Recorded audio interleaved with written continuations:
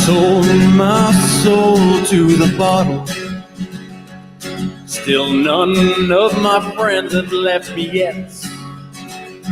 I'm the same man I was since the age of 13, and I've lived my life with no regrets.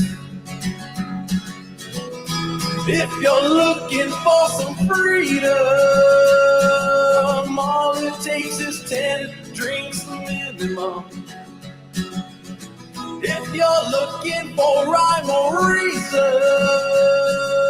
all it takes is 10 drinks minimum. Oh, it's the last party of the weekend. Welcome to 10 Drink Minimum. My name is Chris. I am your host. Let me bring in everybody real quick. And with me, as always, is Holly Ann. Hello. And Smiley. Hi, everyone. Oof, man. It's good to be back. It was 1 week layoff. I didn't feel well last week. Feel better this week. That's good. How's everyone doing in the pre-lockdown? I feel like for me at least, lockdown is the same as the last 9 months, so Right. I'm doing great.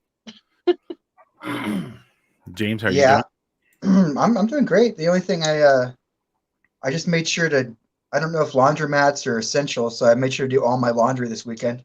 That's really the only thing. I don't know. Is that a thing? I'd assume that they are.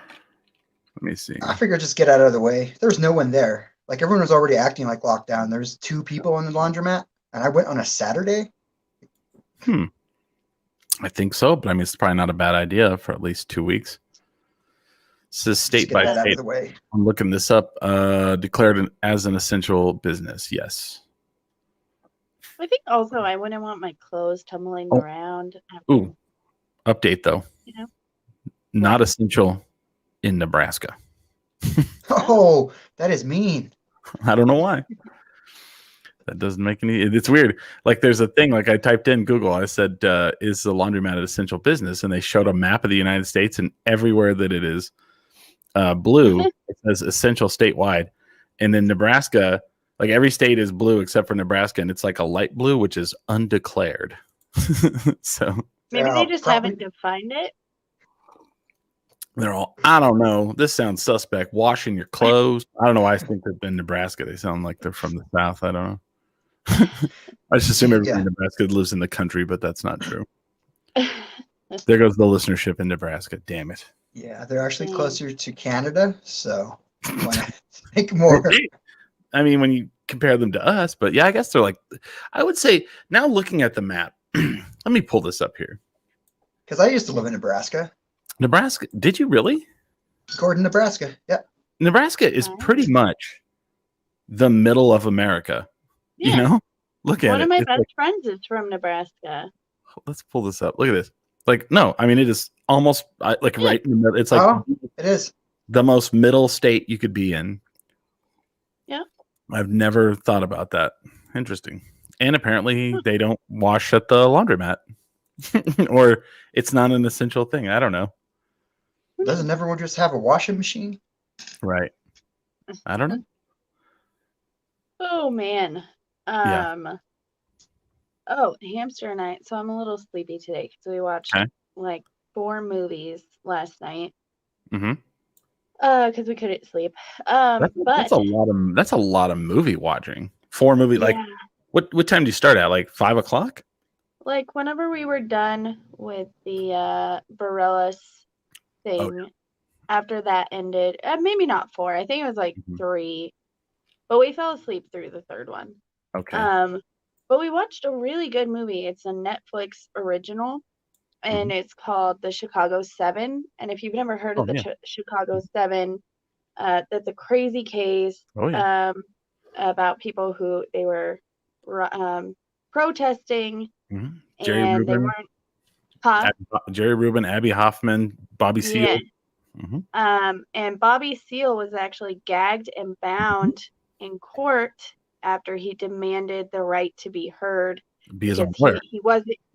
He wasn't represented by their lawyer. And Anyway, it was a beautiful movie. It was beautifully done. And it tells their story really well. And I think everybody needs to hear that story. I think it's important. Right. And what's crazy is we started watching Saturday Night Live from season 1 on. Oh, like the original, the first season?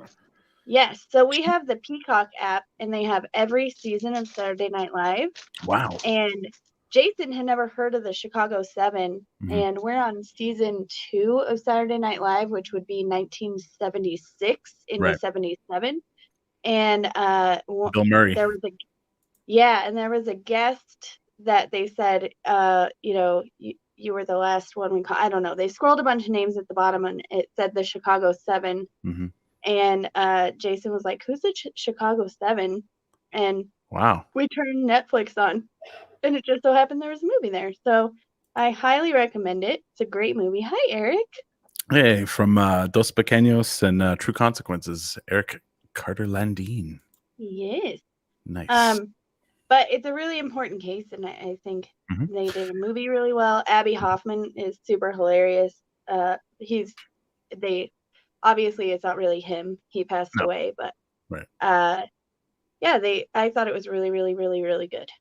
So when I was a kid, they every once in a while on HBO they would show plays that they had filmed, like they they were on stage and everything. And The Trial of the Chicago 7 was one of the plays. And so, I mean, I'm a little kid, and, you have like Bobby Seale screaming on TV, like, and they gagged him to the chair and all that. So if you really want to know, like, factoid, so if you watch Forrest Gump, when Forrest Gump is like in his military outfit and he ends up at that protest in DC and he comes on stage, and that was Abby Hoffman. Oh, okay. Yeah, that was who that was supposed to be, was Abby Hoffman. Abby Hoffman, when I was a kid, like you don't really hear his name as much anymore as you do, you did when I was a kid. That book called Steal This Book, and apparently a lot of people stole it. That's yeah. I think he ended up killing himself, if I'm right. He did. He killed himself in 1989. Yeah, my mom would always say that he didn't have any. There was nobody to fight against anymore. He didn't have anyone, but I'm sure there was more than that. But she would always, she said that because my mom was a big protest person, so I knew who all about that stuff.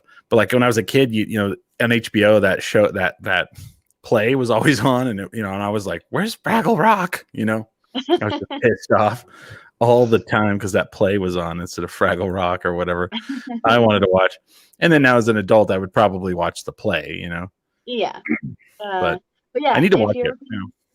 If you're looking for a good movie, it was really, really good. It has Joseph Gordon-Levitt. He kind of plays a shithead, doesn't he? Yeah, he plays a shithead. And then right after that, we watched Snowden. Oh, good film. Which also stars Joseph Gordon-Levitt. You went on a JGL marathon, didn't you? Yeah. Well, Jason was like, "What is that movie?" Because it was in the More Like This or whatever. Then you watched 500 Days of Summer. I know. Then we watched, I don't know. But Snowden, Jason didn't know, or Hamster didn't know anything about Snowden either. What? Yeah. He just kind of like. That's new too. Yeah. He doesn't, he didn't really pay attention much to politics until we got together, and I ruined him. Oh, dang. Now he's all. Now he's in it. Ruined. Ooh, Fraggle Rock. Yeah. I keep saying they need to bring back Fraggle Rock. They brought back Muppet Babies. Here's so whenever right before COVID, at the Natural History Museum, they had the Jim Henson exhibit, and I went and in December, and man, it was fantastic, right? And at first I was like, oh, this is great for kids. And the longer I walked through it, I was like, you know what? These kids don't know what most of this stuff is, like they don't know what, the Muppet movies were, or Labyrinth, or all that, or the Muppet TV show. That was more of our age generation. But it was really what's Henson that? Henson really tried to stray away from doing kid stuff. Well, the first episode, like the pilot of the Muppet Show, was called Sex and Violence. Yeah. Really? Yeah. Yeah. Well, his early stuff was real, like surreal. Like he Yeah. was like a real surreal like artist. Like he would make videos and they would just be crazy. But the cool thing was, is, they had different things there that were like they had like some of the Fraggles there, and I was like, holy shit, I was like, whoa. And the one thing that really always irked me was like you had the Muppets, and then they went and made the Muppet Babies, which were great, but like why would you take something that's cool like puppets and then make it animated? Like For you already children to watch? well, but the Muppets are I mean there are children can already watch the Muppet. But like why would you do it in animation instead of just doing it? I'll tell you right now, Danny Cheaper? won't watch anything that's not animated. Oh really? The Dozers are the best. I think James hits it like cheaper because then they did the Fraggle Rock. They did Fraggle Rock animated, and I was like, yeah. I mean, it's probably more affordable. Plus, kids don't care. Yeah. You know what's crazy about Jim Henson too is watching the first and second season of Saturday Night Live. The full first season, every episode, Jim Henson had his Muppets. He had specific Muppets. And also, George Carlin hosted the very first episode of Saturday Night Live.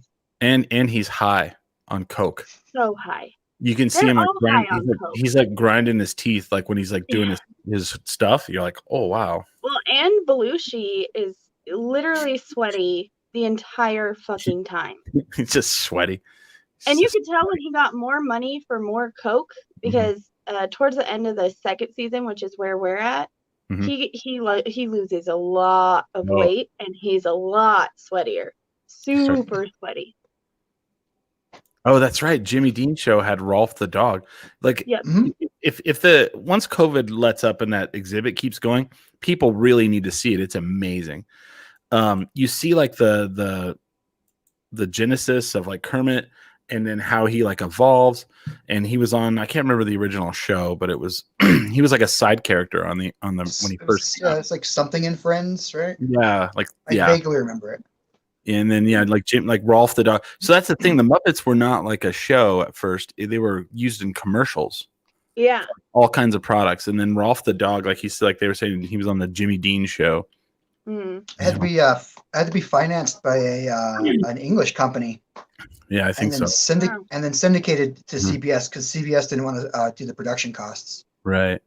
So it was produced out of the UK, so they could show it in the UK, Canada, and the US. Well, and here's when I realized that that exhibit really wasn't for kids. Is they had this video room where you could go in the video room and watch, like behind, like it was pretty much like behind the scenes of a lot of the stuff they were doing.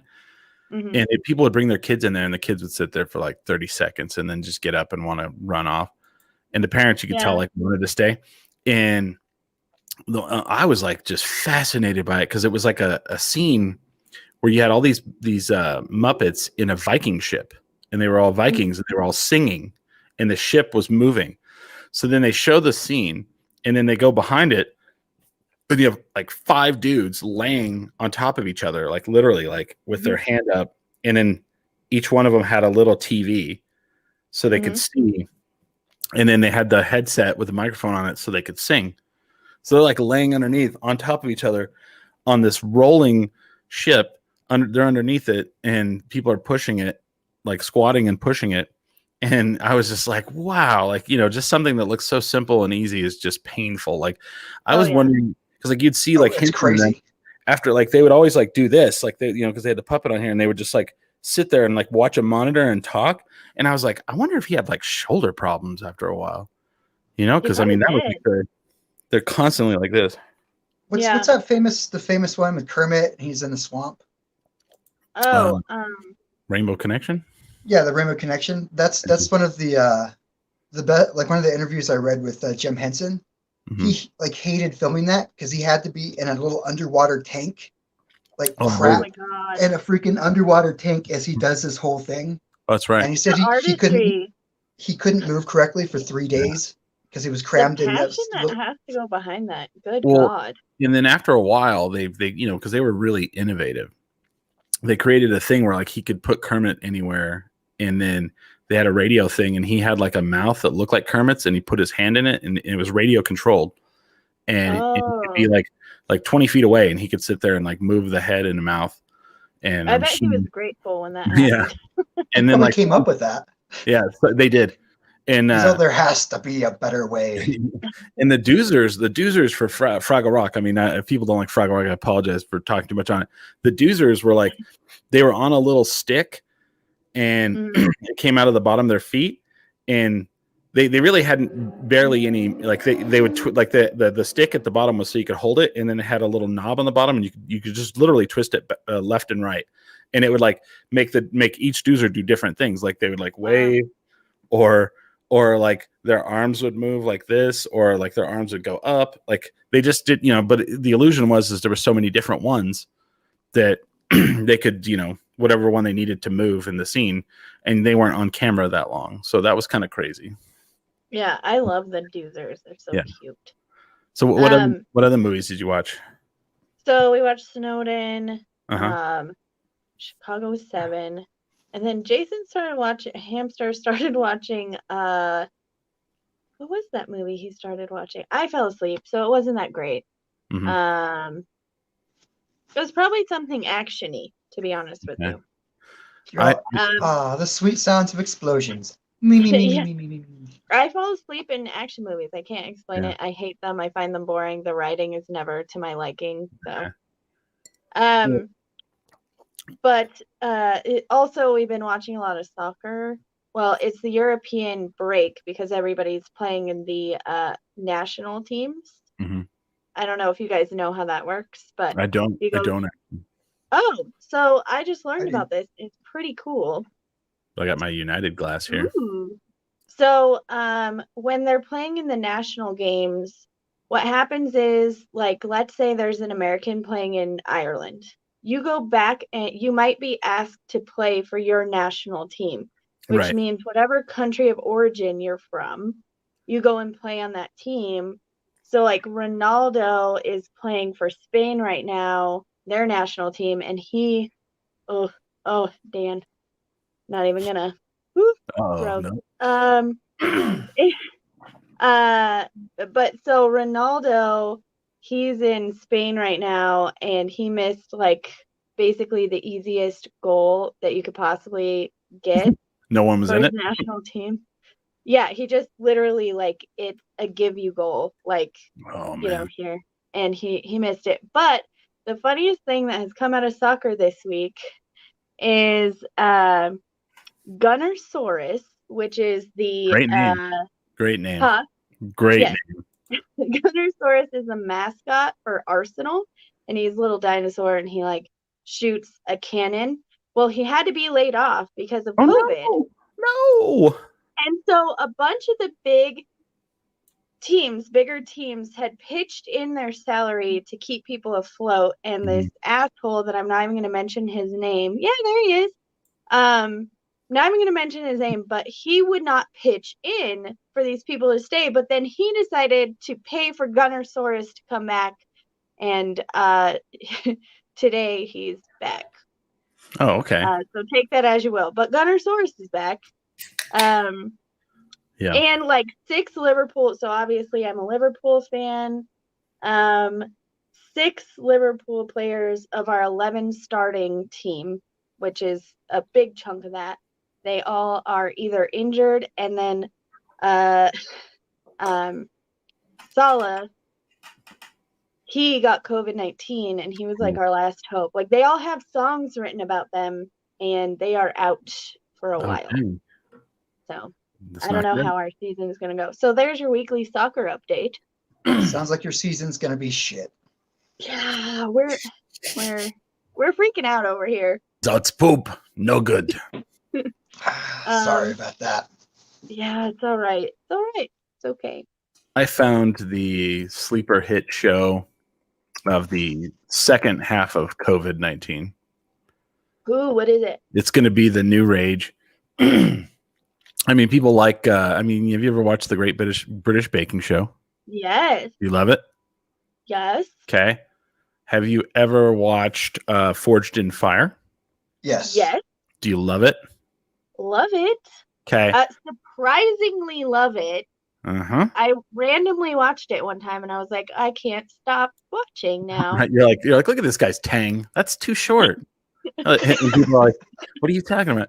So on HBO Max, there is a show, and my lady friend's like, have you heard about this show? And then she's like, let me show you a trailer. And I go, no, let's just watch it because everything you're saying sounds like gold. Okay. So imagine a show like the Great British Baking Show, like Forged in Fire, which actually Forged in Fire, they based it off of the Great British Baking Show. Right. That makes sense then. So imagine that premise. Okay. Where they do makeovers for dogs. What? It's called Hot Dog, spelled Haute, and then dog, D-O-G. And it is hard to not. Did all my dreams just come true? It's almost impossible to stop watching it. It's like, oh my God. Do they change these dogs' lives? Mm-hmm. So they do it's kind of like, Forged in Fire, where they'll be like, you're going to make a classic Bowie knife. The twist is you're going to use a bicycle chain, Yeah. So in one of the episodes, they were like, normally they just do like a breed. They do like a first challenge, which is all the same breed. Right. Okay. And they have like a poodle or whatever. Yeah. I have a feeling the more I watch it, there's going to be a lot of poodles because you can really sculpt the poodle, Yeah. But, and how would you know that if you hadn't started watching this show? Right. And so then finally, they did some twists. They're like, usually we do all the same breed, but what we're doing today is an all rescue dog show. And I was like, oh wow. And they're all, these rescue dogs were already rescued, but the theme is blah blah blah. But then the second half, they call it the main event, and it's like MANE, They're like, these dogs have not been rescued, so you have to make the dog look the best so it can be rescued. And it's just like, oh my God, you're like, Oh, it's all the things I love: competition and dogs. We just got Hamster just got Mitchell, so our whole family has Liverpool gear, and Mitchell will sit with Hamster when he gets up early for a soccer game because I'm not a morning person, so sometimes I'm like, I'll catch up with it later. But Mitchell will go and sit with him and watch soccer, and Hamster had been putting his scarf on Mitchell, but Hamster got Mitchell a hoodie that says "You'll never walk alone," and it's the cutest thing I've ever seen in my entire life. Oh, well, on this show, the host's name is Matt Rogers. So from what I've heard, they let him play with the dogs before they film so that they're comfortable with him.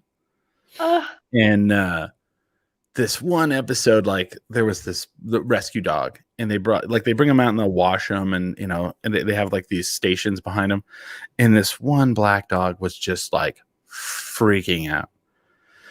And the guy grabbed her, and he's like, I know that she's freaking out. And he's like, and I know a lot of dogs that freak out like this. So he took her out of the water, and he pulls out a mini blow dryer, super tiny, and he all has it far away, and they're like, look at the little blow dryer. And he's like, this is my blow dryer for dogs that are skittish.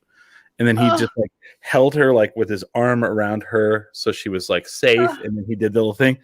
And I'm not gonna tell you if he won or not, but it was I hope he wins, Oh, and then so whoever wins the first challenge wins a squeaky bone. And during the second challenge, they can choose at any time to use the squeaky bone, and it makes the other two people have to sit down for 5 minutes and they can't do anything. Chris, what you're telling me is making me so excited. Oh man. I want to go out and get a subscription to HBO Max now. I told Sabrina, my friend Sabrina, about it. And I was like, and she's like, you're making every fucking bit of this up. And I was like, no. And I sent her the trailer. She was like, oh my God. She's like, I got to watch this immediately. I was like, right. That's just everything about that is such a perfect show. Yeah. And I didn't know. I mean, dogs, you add dogs to anything and it makes it automatically better. Yeah. One of them, they had to make the dogs look like other animals. Oh my God. And I didn't know there was like dog safe glitter and dog safe yeah. paint. And Yeah. you know, they like airbrushing the dog and shit. And you're like, what the hell? You know, Dog safe dye, dog safe nail polish, all the things. I don't want to ruin it, but there's a Western theme one, and the guy cuts the dog's back legs to look like shaps, and then the dog has boots on. This is not real life. I need to watch this show immediately. I was like, oh my god. And this is craziness. And the host is great. The judges are fantastic. It's so good.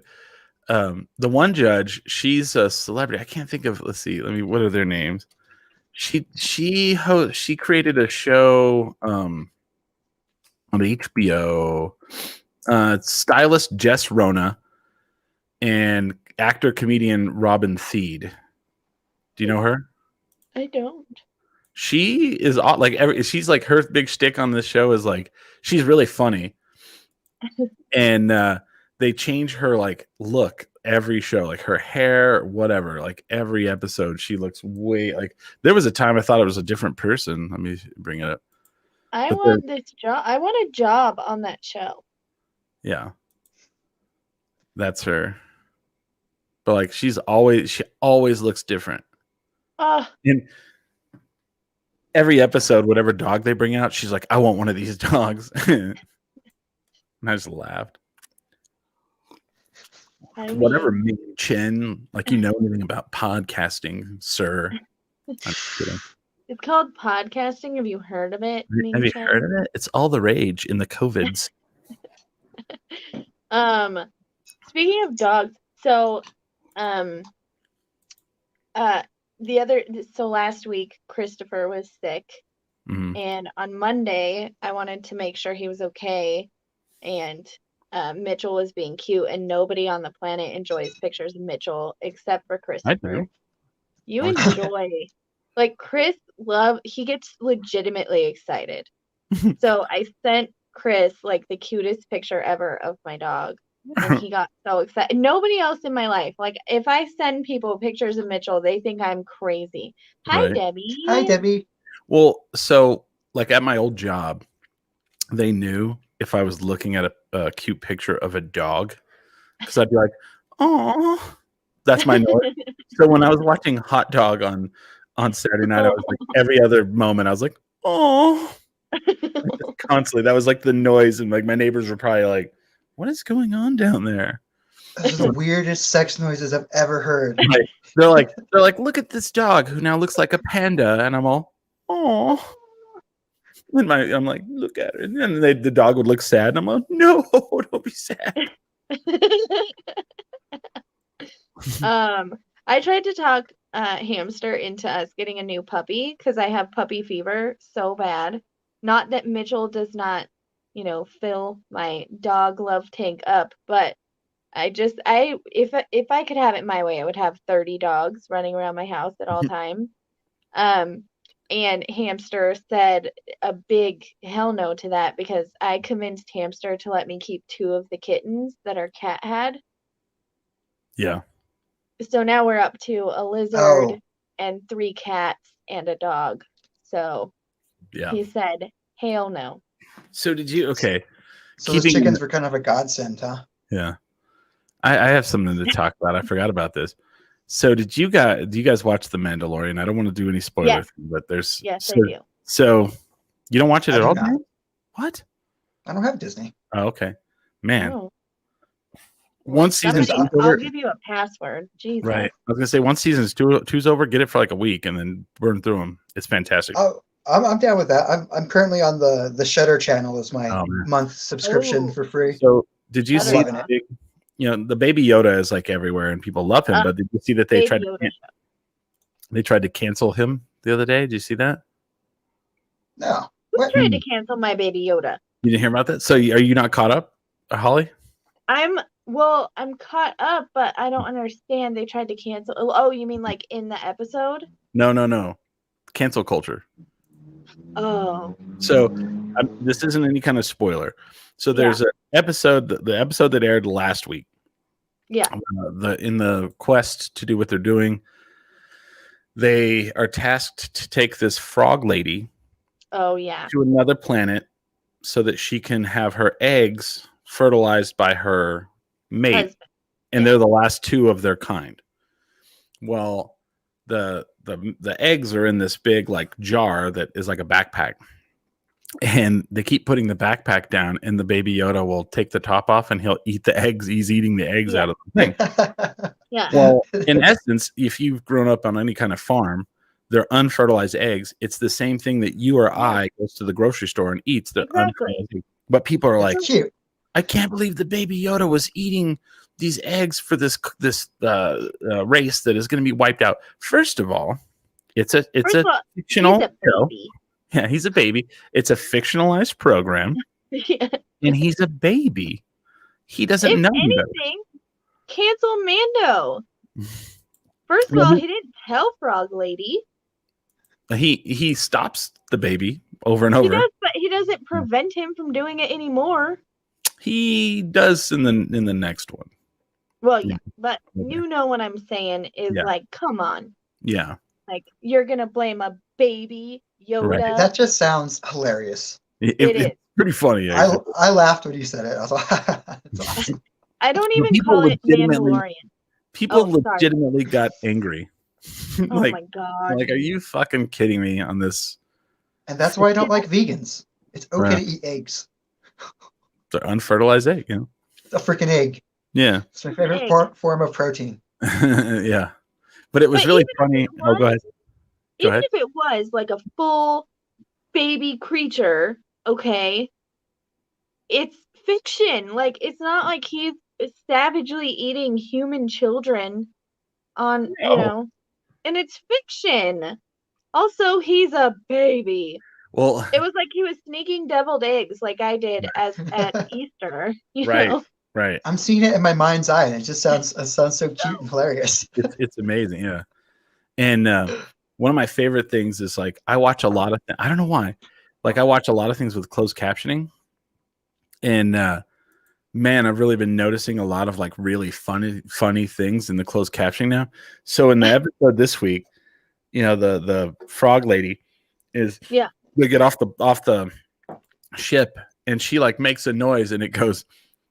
Yells in frog. And I was like, yells in frog. Nice. I mean, I don't know how else you would describe it. No. It was just really funny because I was like, I had to like rewind it. I was like, did it just say yells in frog? So, Chris, how are you feeling about this season so far? Because Hamster and I are kind of like, you know, what? We're just kind of like, when is it gonna pick up? I don't know. Oh man, really? I think it's been fantastic. I mean, it's been good, but it's just I don't know. If you haven't caught up and you don't like spiders, the second episode is not good. Oh, yeah, that was a crazy thing. Yeah, there's just been a lot of like story, like I don't know. I think I guess they're building the story slowly this season. Did you watch the episode this week? Yes. I thought that was fantastic. I mean, it was good, but I still feel like the story is moving slow. Like, what are they doing? Where are they going? And there's been all kinds of like cameo, like I'm trying not to ruin it for people who haven't seen it. There's a female Mandalorian that pops up, and she's from other stuff. Like she's from Star Wars Rebels. Yeah. Well, I think maybe what my problem is, to be honest, is last season we waited until it had almost ended and binged it, or maybe they released more episodes or something. And so maybe I'm just kind of feeling like one episode isn't enough. So I'm being a spoiled brat. I feel like as a culture we get like that. We're like, what is this weekly shit? You know, like, oh, you know. I never stopped that. You guys know that. Oh yeah. Every Thursday I watched a new episode of Supernatural and the new episode of Discovery. Yeah. I watched Grey's Anatomy, which Grey's Anatomy this week blew my mind. I just saw like all I saw was a post. Grey's Anatomy is like Game of Thrones. Every time you love somebody, they get killed.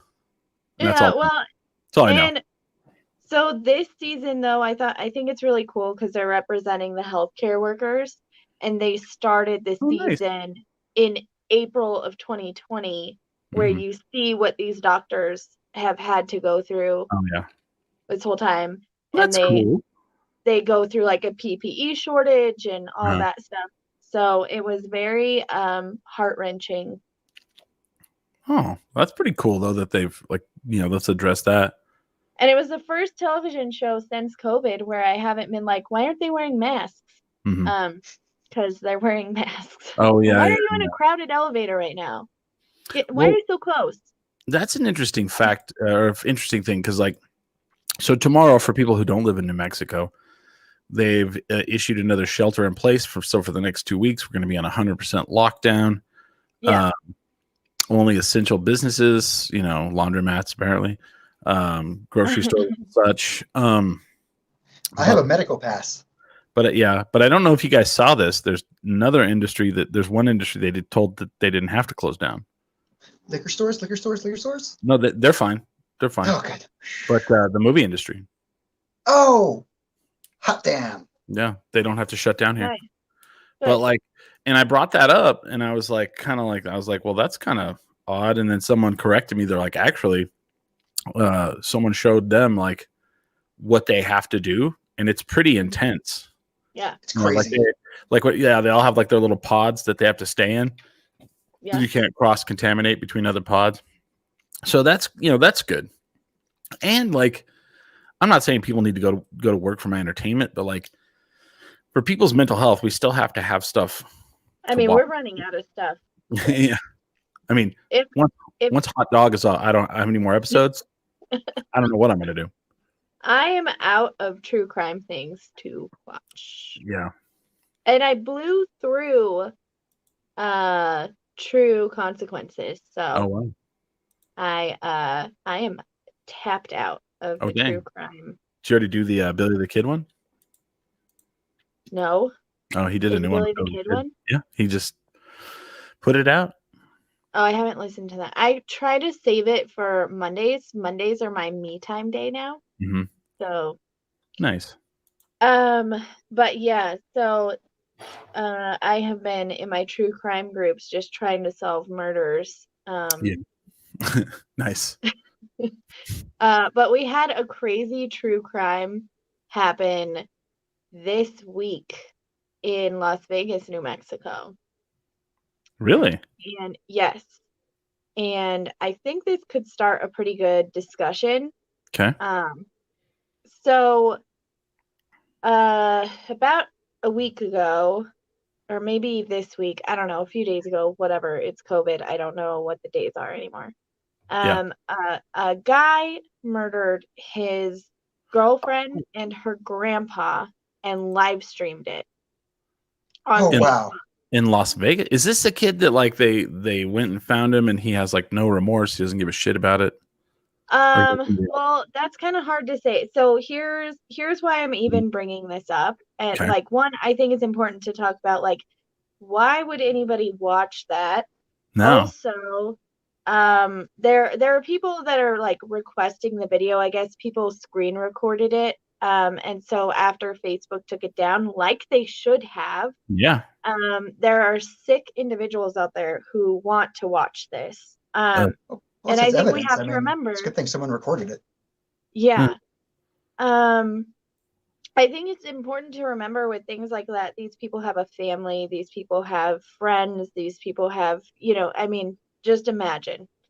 But on top of that, the more important thing is if you dig deeper into the guy who did this, he was the one who robbed a bank in Taos, New Mexico in 2018.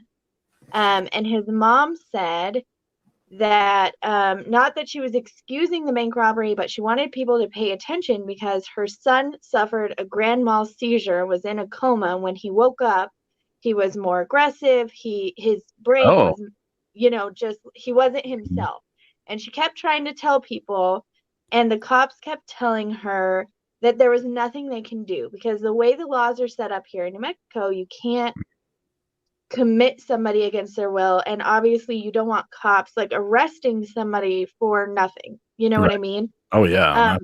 And And quite honestly, I'm going through kind of an ordeal similar in my own personal life. I'm not going to get into details because crazy stuff happens with people like that. But she's been telling people for years now that her son needed help and nobody would do anything.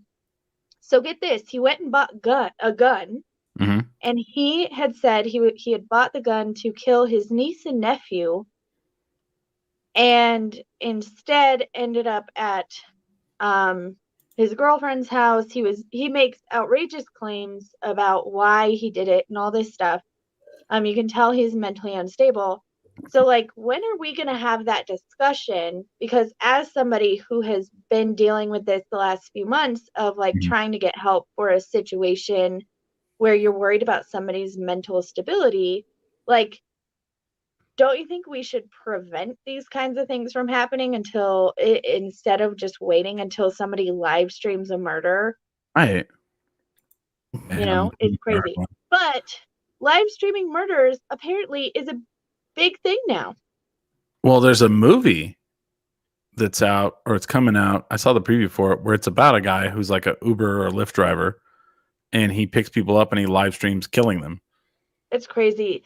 There's a guy on TikTok who he was having an ongoing feud with his neighbor. Yeah. And people were enjoying those videos. So he got into a fight with his neighbor, lured them over to his house, tased them and stabbed them, and his wife posted the video to TikTok as he was being put in the cop car. Jeez.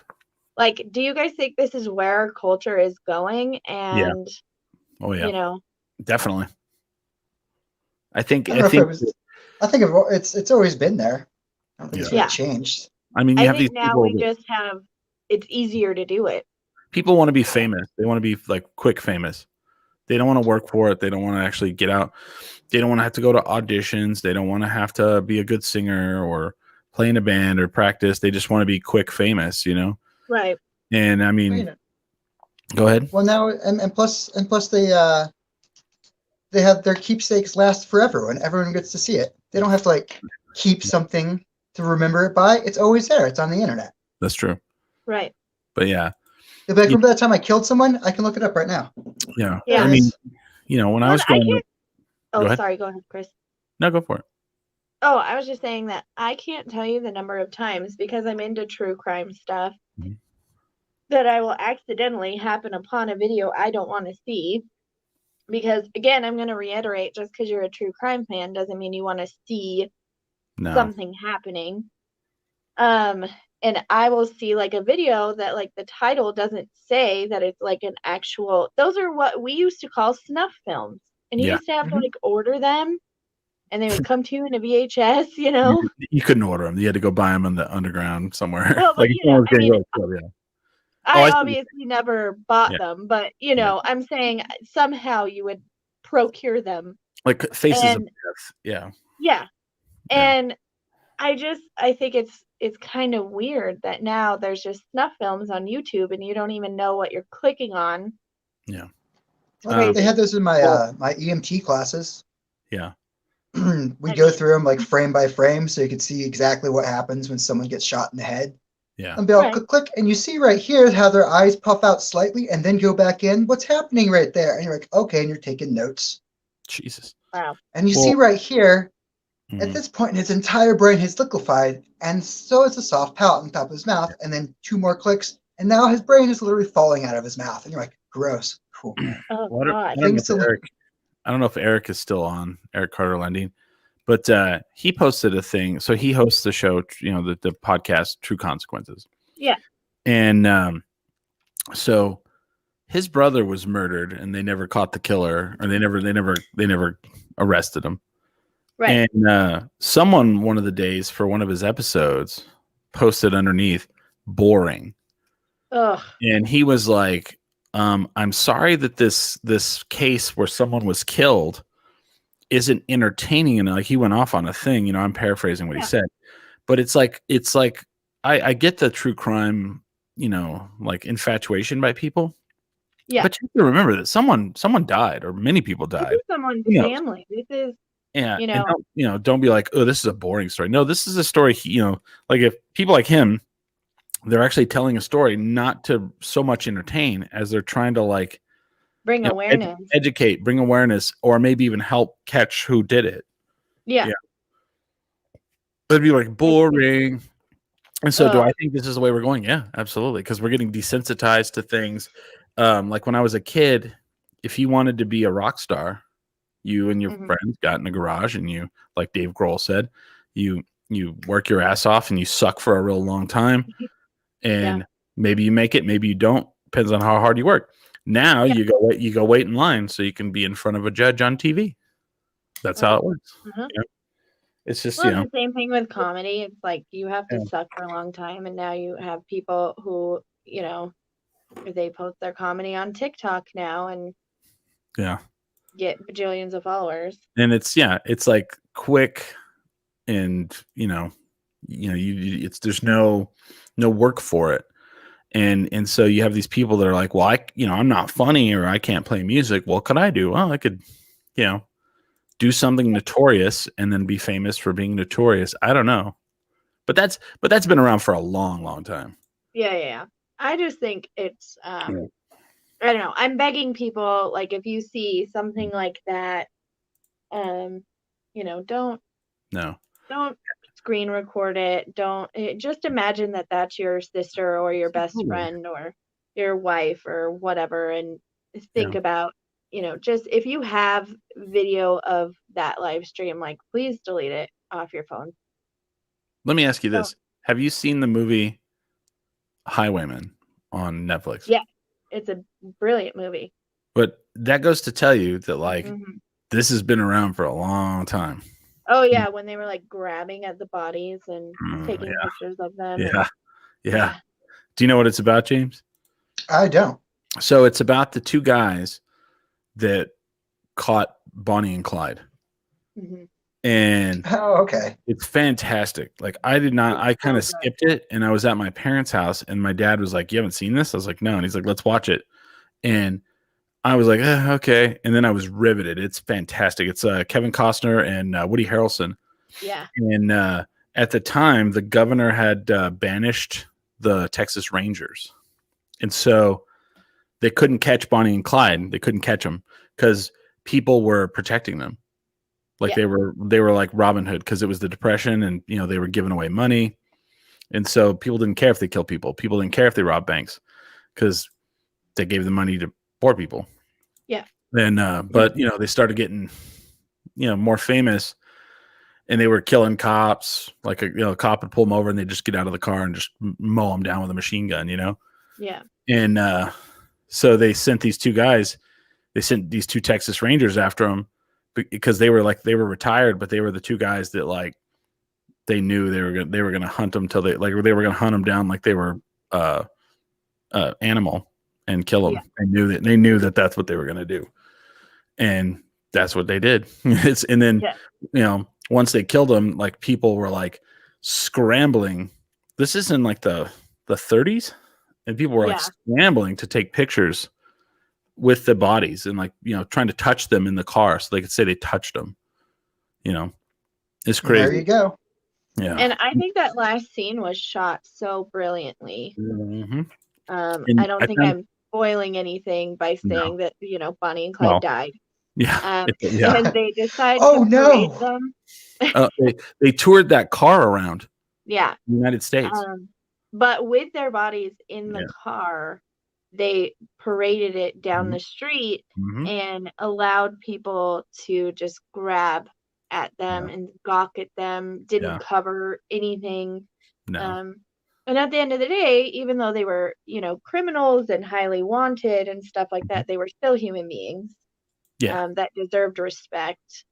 But the way they shot it, like, it was so moving, because when people would grab at them, their body would move, and it really, like, just hit home that how disgusting it really was. Yeah. Well, they also, if you really think about it, they didn't really humanize Bonnie and Clyde at all. No. In the whole movie. Like, you barely saw them. They were kind of like a you wanted to see what they look like, but you really didn't see what they look like hardly at all. And they never like showed them like interacting really. No, And- there was no like turning you on their side or anything, but you still felt really sad for them at the end of the movie. Oh, sure. Absolutely. Well, that's the one time they did show them. Yeah. You're like, oh shit, okay. So I thought that was pretty fantastic, but so like, when we were talking about this, I don't know why I thought of that. I was just like, I guess it's already been around. Now we just have ways to just, it's just easy now. Mm-hmm. It's super easy. Well, and, I think on a certain level, some people who have those mental illnesses, they kind of don't even know that what they're doing is as bad as it is, and maybe they have something that they think everybody needs to know. Right. So to them, maybe it seems like, everybody else is live streaming, whatever. Mm-hmm. I'm going to go ahead and live stream this thing that I'm doing. Yeah. Because that's how that works. That's how that works. Yeah, that's insane to me. But that's, I didn't know not everyone can smell ants. I just learned that the other day. So I heard this. I smell ants. I always smelled ants. See, I can always smell ants. So the person who was telling me, they're like, you can't smell ants? And I was like, no. And they're like, I've always been able to smell ants. And I'm like, what? I've never heard of that ever. I can tell if there's too many in a room. I'm like, oh man, you got an ant problem. I can smell them. See, I can smell mice, but I can't smell ants. Yeah. That's what does the smell like? It's like this weird acrid, like old pea smell almost. Yeah, like old pea. It's like kind of sweet, but like not in a good way. Like a like a gross smell. Yeah. I don't know how to explain it. Never heard of that before. And everybody's like, I don't know. It smells like ants. Today I learned that not everybody can smell ants, and I was like, "What? What the fuck? People can smell ants?" I had no idea. It's like when somebody realized that a third of the population can't eat cilantro because it tastes like soap. Yeah, I think cauliflower tastes like soap, but it's all legit. And like the ant thing is the same. Like the same thing from what I read. It's also a genetic thing. Like some people can, some people can't. Yeah. So what I'm looking up right now is I believe that my least favorite ghost hunting douchebag, Zach Bagans. I believe he bought the Bonnie and Clyde car. Oh, really? That sounds about right. But I can't. With all his ghost hunting money? Well, he has a museum. So I shared a little bit last night in the chat that Zach Bagans had blocked me on Twitter. Right. And I did that on purpose. So I would watch Zach Bagans, and I always just thought he was such a douche. Like he starts every single episode of his show with "I'm Zach Bagans," and he always makes his cohort Aaron go and do all the things he doesn't want to. Yeah. So, and he was just in New Mexico. His episode last week and his episode this week are in New Mexico. Where? So he went to the El Rancho in Gallup, I believe. Oh. And then this week he's going to meet at the Swastika Saloon, which is at a bed and breakfast, I believe, here in Albuquerque. Yeah, somewhere. I've heard of it. Yeah, so this week I watched him. I'll watch him, but I make fun of him relentlessly. I literally, it's basically like Mystery Science Theater 3000, but just talking shit about Bagans if you watch it with me. And so I started tweeting what I said because people thought it was funny.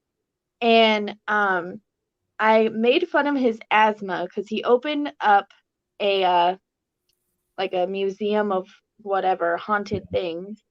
And he literally tripped over an ottoman and would not get up, and then said, "My asthma."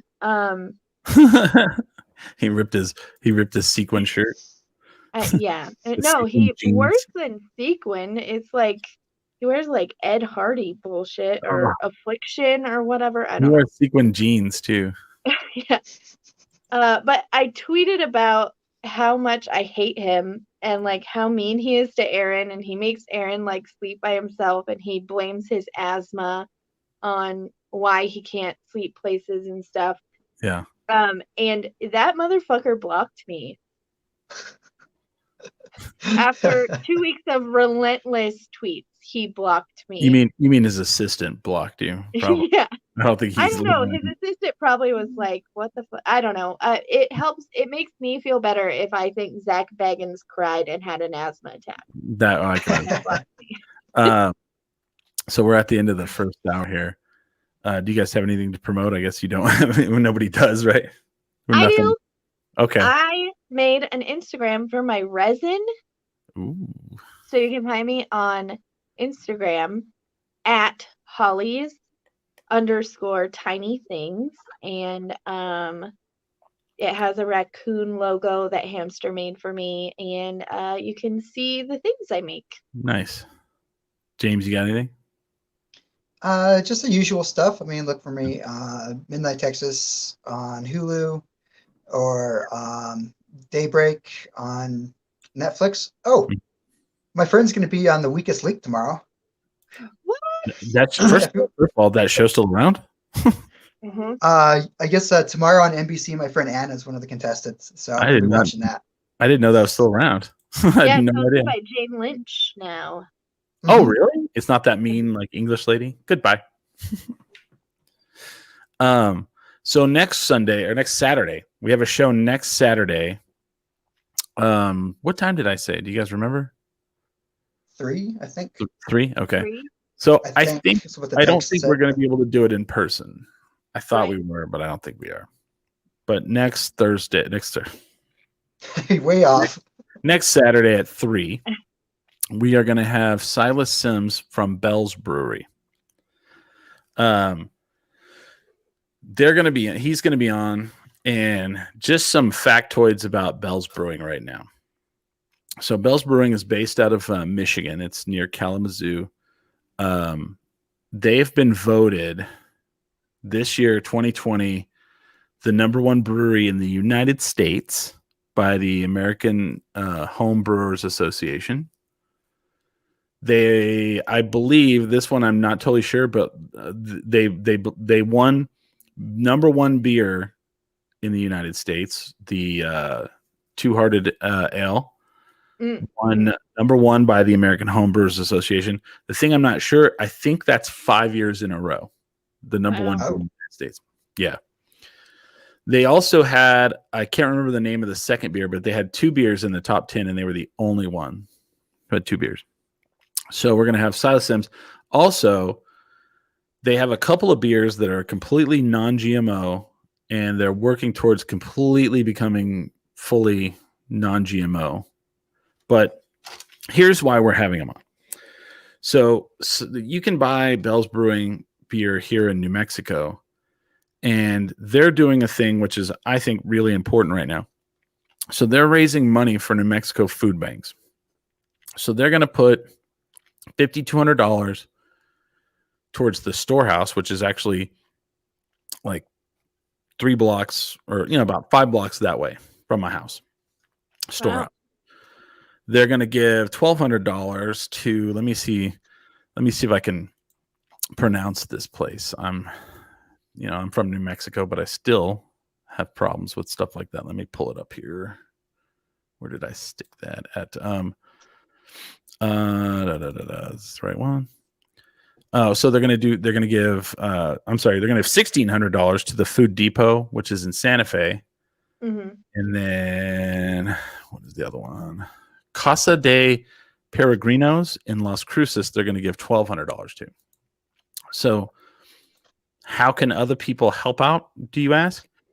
So if you go to a liquor store in New Mexico, specifically Albertsons, Kelly's, Total Wine, there's going to be posters and stand-ups, and they're going to have a QR code. And if you scan that QR code, you can donate. And their goal, they're donating, $8,000, and they want people to match, and they want to raise $16,000 for New Mexico food banks. Wow, that's awesome. If you go to the 10 Drink Minimum website, 10drinkminimum.com, the Storehouse poster is on there, and you can scan the QR code and you can donate money. So please go do that. Yeah. I mean, with a lot of people with no people out of jobs, out of work. I mean, the Storehouse, the places like the Storehouse and Food Depot and how would I say Casa? How do you say it? It's very tough. Casa de. Let me pull it up again. Casa de Peregrinos. That's places like that. They definitely need money to keep going, to stay open, to help people. So go to our website, and I'm gonna put up all 3 posters. But we're gonna have Silas here next Saturday. We're gonna do a Saturday show, Saturday afternoon, and we're gonna have one of the biggest, best breweries in the country on the show. It's gonna be Super awesome. Excited. Gonna be excited. But we're gonna take a break. We'll come back about 7:10. So are they just gonna drop some beer off on my porch for me, or how's this work? Do you want beer? Yeah, how does that work, Chris? I'll make sure you guys get. We'll figure out a way. So yeah.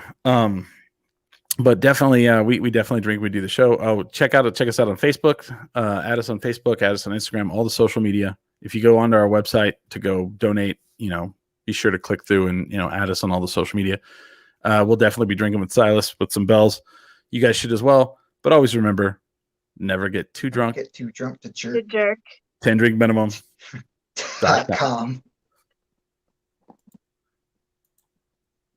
7:10.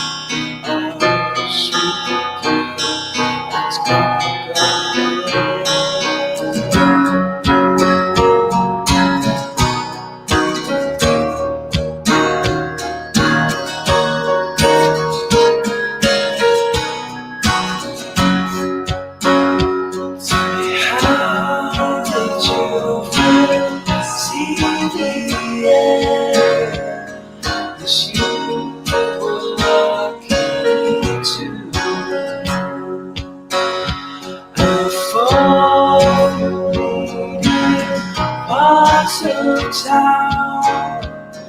Guess I was lucky too.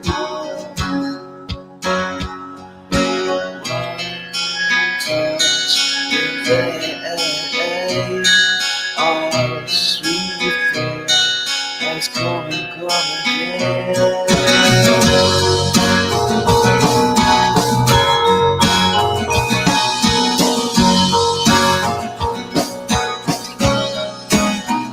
See the feet on that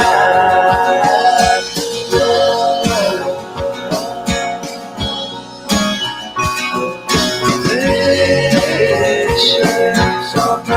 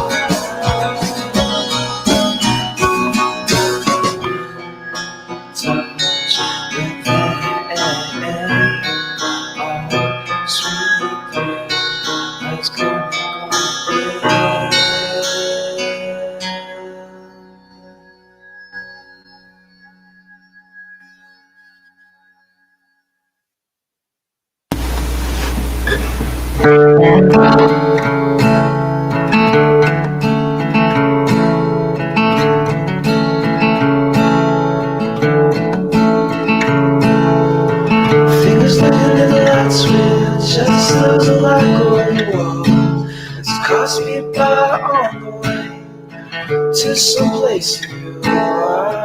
As you lay your hand just where it falls, leave the light switch on. As cars speed by on the way to someplace switch on.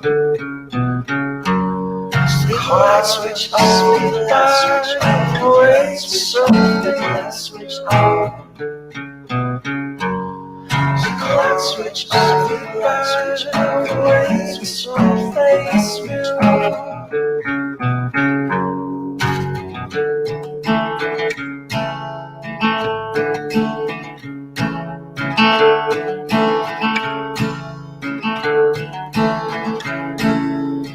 To find things I'm never supposed to see, try to resist desires inherent to forgiveness. You find yourself giving in, try to resist. Try to switch off, light switch on, resist, switch off, light switch on. Try to switch off, light switch on, resist, switch off, light switch on. Try to switch off, light switch on, resist, switch off, light switch on.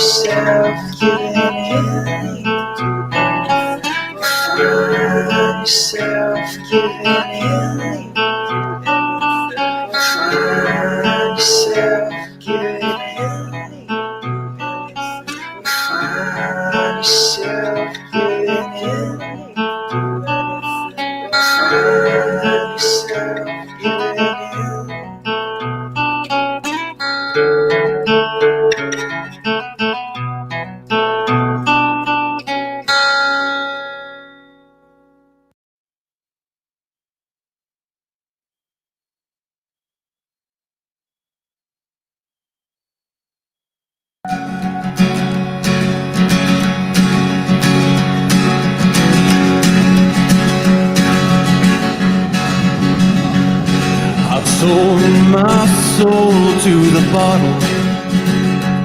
Still none of my friends have left me yet. I'm the same man I was since the age of 13, and I've lived my life with no regrets. If you're looking for some freedom, all it takes is 10 drinks minimum.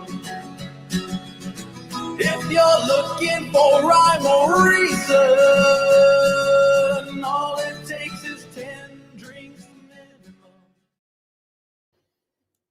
Okay, back for the Billy/Wavy Hour. I'm your host. It's Sunday night. It's 10 drink minimum. Let's bring everybody back in. Holly's back. Hi. James is back. Hi, everyone. I have a question for the Billy Hour while I was on break. Someone asked you a question, or you came up with a question? So I know. Oh. I came up with a question. But no, go ahead. Is that okay? Okay. So I know I've been bringing up Saturday Night Live a lot, but that's because I am getting to see my heroes do like their thing, and I haven't been able to watch more than clips before now. And it made me think, like, who is one person, living or dead, that influenced you from a young age, that you wish you could just sit down and ask one question to, and what would it be? I don't know about the question, but I know who I would sit down with. It's pretty easy to me too. Mine would be Bob Dylan, Okay, hands down, for real. Like, I would like to sit down. I'd love to sit down with Bob Dylan. But what would the question be? Man, I guess my question probably to him would be like, how do you feel? How do you feel about your body of work? You know, how do you feel about it? Because he was such a transformative artist. Like, back in the day, they said Madonna was, she could reinvent herself, and like Bob Dylan is like the original of that. He went through so many different phases, but I mean, as a whole, I mean, I would want to know like how he feels about his body of work. Okay, that's a good question for Bob Dylan. I mean, I'm sure after I left, I'd be like, why didn't I ask this? Stupid.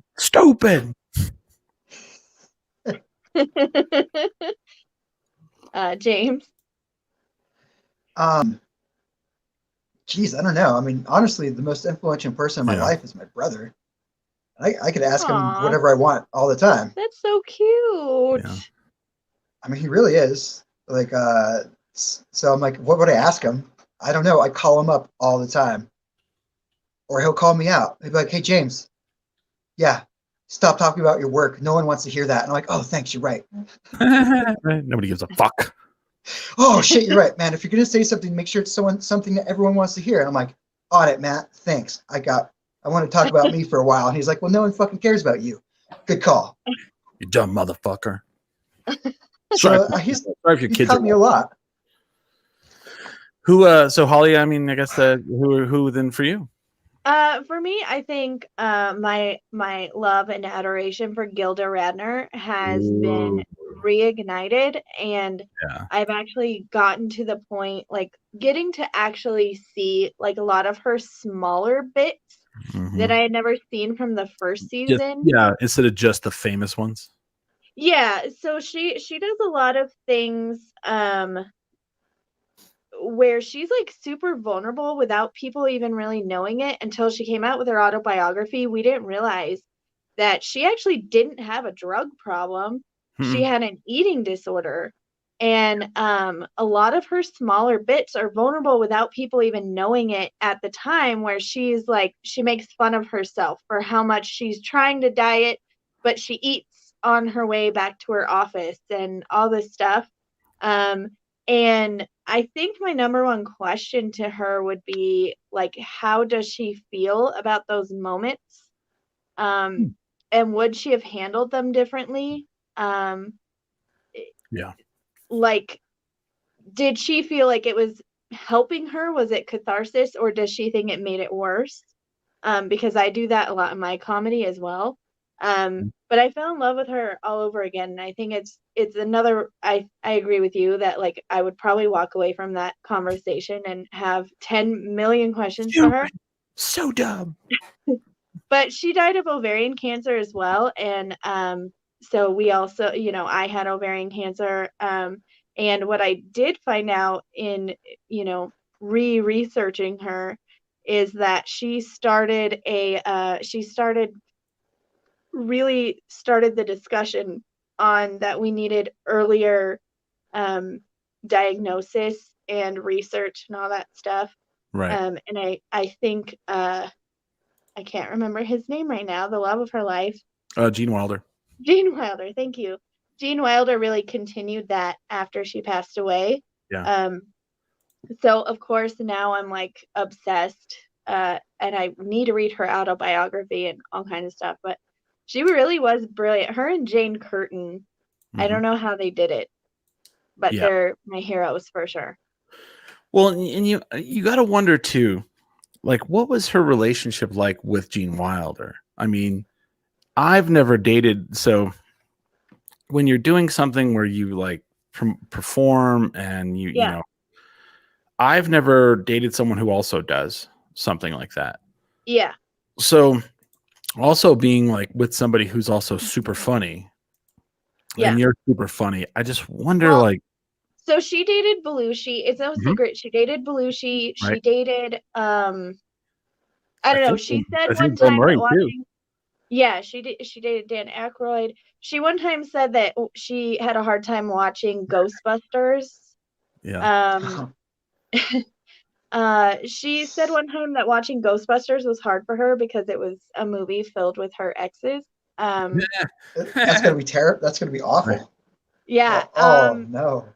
But so I think a lot of those relationships didn't work out because they were in the same vein, right? Yeah. Like if you think about it, Belushi and all of them were trying to make it on Saturday Night Live, and I would imagine that it would be competitive. I've dated another comedian, and we were so different that it was okay. But I think with Gene Wilder, they were a little bit different in what they were trying to achieve. And she has also said that Gene inspired her and changed her life, and Gene said the same thing about her. So I think they were just magical people. They just had an amazing love for each other. They also did films together, so I think they used it to their advantage. I think with it. Well, the one thing I wanted to talk about where you're going, they were also all stolen from the Harvard Radio Hour. Oh, absolutely. Like they were all like, the Harvard Lampoon magazine.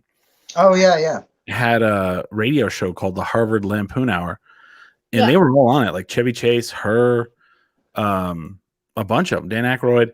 And whenever they went to do Saturday Night Live, they actually hit up the people who started the Harvard Lampoon to do Saturday Night Live. And it was Doug Kinney, and he wasn't interested in doing it. Right. And so then they gave it to Lorne Michaels, and then Lorne Michaels hired all those people from out from under him, and Doug Kinney was really pissed about it. Yeah. I went on to do National Lampoon, right?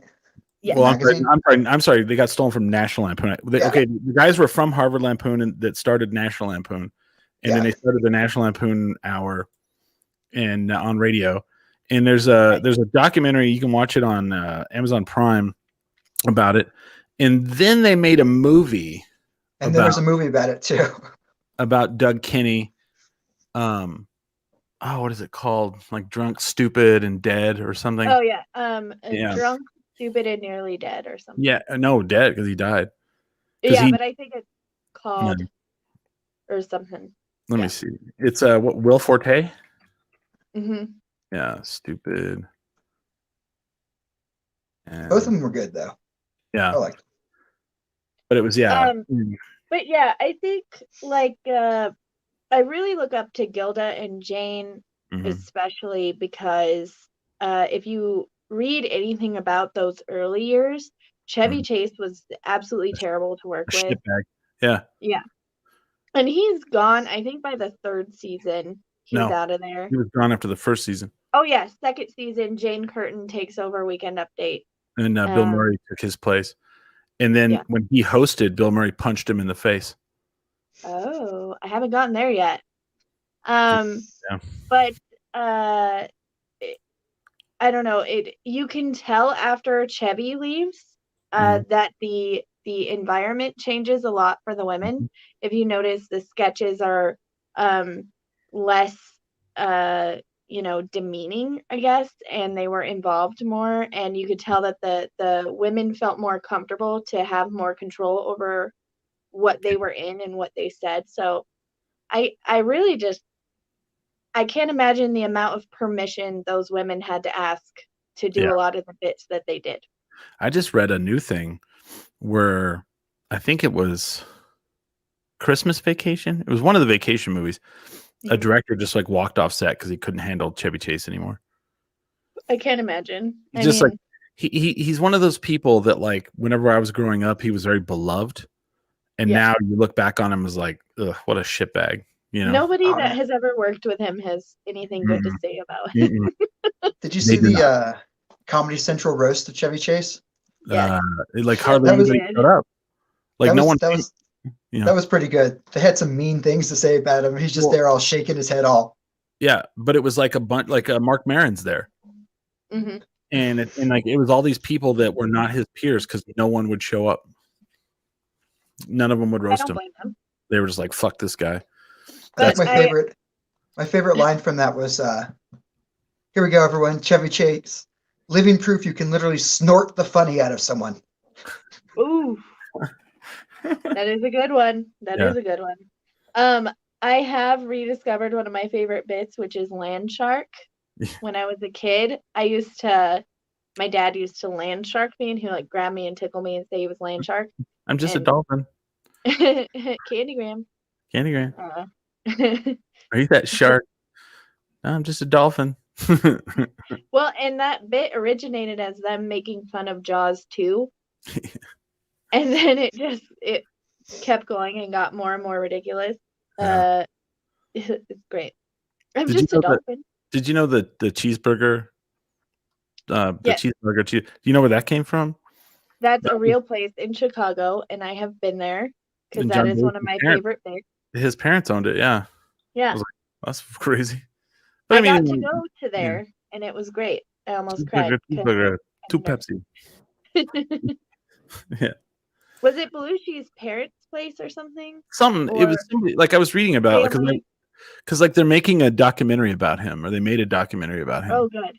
And it's about to come out. And they were talking about that. So here's another, like, this is the way we are. So we just go down rabbit holes. So have you ever seen the John Belushi biopic called Wired? Yes, it's terrible. It is. But have you ever heard the back story of it all? I've heard things. Yeah. So, you know who played him, right? Michael Chiklis. Oh, that's right. The guy who was from The Shield. And or the commish. So whenever they were making that movie, the guy who made it, like, everyone was like, it's too soon. Don't make this movie. And he kind of did it like against everybody's like wishes, like Dan Aykroyd. They did an autopsy scene and like all kinds of stuff. It's terrible. And he's like alive, like he's talking during it. Yeah. And so Michael Chiklis doesn't know all this, like that these people are like against it. And he did the movie. I think he probably knew at some point, but he did the movie. And because he did that movie, he got blacklisted in Hollywood. No one would hire him. Yeah. And he didn't work for like 10 years. I'm sorry, he deserved it. Anybody involved in that movie deserves anything they get. Okay. Well, I don't think you should not work for 10 years because, I mean, you're an actor and you're coming out of like, you're hungry. Like, I mean, I get that, but also I feel like you look at a script for somebody who's just died and you look at that script and the way that it was done was so disgusting, and Belushi's wife was traumatized. It was terrible. Yeah. Just all of it was terrible. But like I can't remember what movie, like he had to have like one of his friends. What movie was it? Let's see here. Wired in '89. That was his first movie. That was the first movie he ever made. and then he got blacklisted immediately. They're like, "You'll never work." And so then He did all right. Finally, but then like he I remember talked him in the about it. commish. Yeah, he I got mean, that. James, how would you feel about that? Like, if What? you got a script for a movie and it was a very famous person who had just passed away, like, I can't remember how long it was after he passed away, but it was not long enough. Yeah. And it was, just kind of distasteful. Would you turn it down or would you take it? I don't know. It depends on who was making it. Right. Okay. If someone like, if somebody amazing was like doing it and it was going to be Yeah. like, turn out Or well. I mean, the movie Wired does not make him look good at all. No. Yeah. I don't It know. was That's really bad. that's a really hard one. I mean, Yeah. I'm contracted to certain companies. I could be required to be in it. Right. That's fair. But then you get blacklisted because my question is, yeah. I don't know. I love The Shield. I think The Shield is amazing. The Shield is good. I remember What Would Vic Mackey Do? That was from Weeds. he would plant evidence, kill a hooker. Another show I also really love. What would Vic Mackey do? I have a question. This is like I it's kind of in the same vein. Okay. So Alex Trebek passed away. Right. And everybody, I mean, it's super sad. Alex Trebek is like very beloved. I thought he was, and then he had a really good sense of humor about the sketches on SNL. Yeah. I recently watched on Imager, someone posted a video of Alex Trebek bloopers where he's cussing. Yeah. And so here, listening to Alex Trebek say the words fuck and shit is like, whoa. Oh, Yeah. And so now the big question is, who do you think can replace Alex Trebek on Jeopardy? Oh. You talk about scrutiny. And I mean, this goes back, I mean, he didn't die, but like Bob Barker when he retired, that was I mean, Bob Barker, I don't think it was, I don't know, he was pretty beloved. I wish we could just have Norm Macdonald write SNL sketches that they could do during real Jeopardy games, and then it would be all right. Right. And then I watched a video of Alex Trebek doing rap lyrics from Jeopardy. Oh, like, yes. So the front runners that I've heard of right now are Ken Jennings. Okay. Which he's already hosted a couple times, and Alex Trebek took breaks. They asked Ken Jennings to do it. Okay. I've heard a lot of people want LeVar Burton. I would be okay with LeVar Burton. I've heard that one. That's a big one. And I mean, audience, people listening, you guys can also throw this out. So who else do you think could be in the running to be the new host of Jeopardy? How about Eugene Levy? Oh, that's a good one. Eugene Levy would be I haven't thought of that. Good. Yeah. Or I feel like it has to be somebody wholesome and smart and witty. What about David Levy? Ooh. Well, he's got a bit of a career coming up in front of him. Yeah, so you're right. He's gonna blow up pretty big. But yeah. I'm trying to think. For me, it's so unfathomable. Mm-hmm. Like, Alex Trebek has been part of my life since I was born. Yeah. I can't remember a time Alex Trebek wasn't on TV. That's like Pat and Vanna White. Pat Sajak, Vanna White. Like, I remember what's that? I just remember Eugene Levy used to do an impression of him on what's that Chicago-based group? SCTV. Second City. Yeah. Second City. Yeah. And I was like, he could just keep doing that. Yeah. He'd be even better now.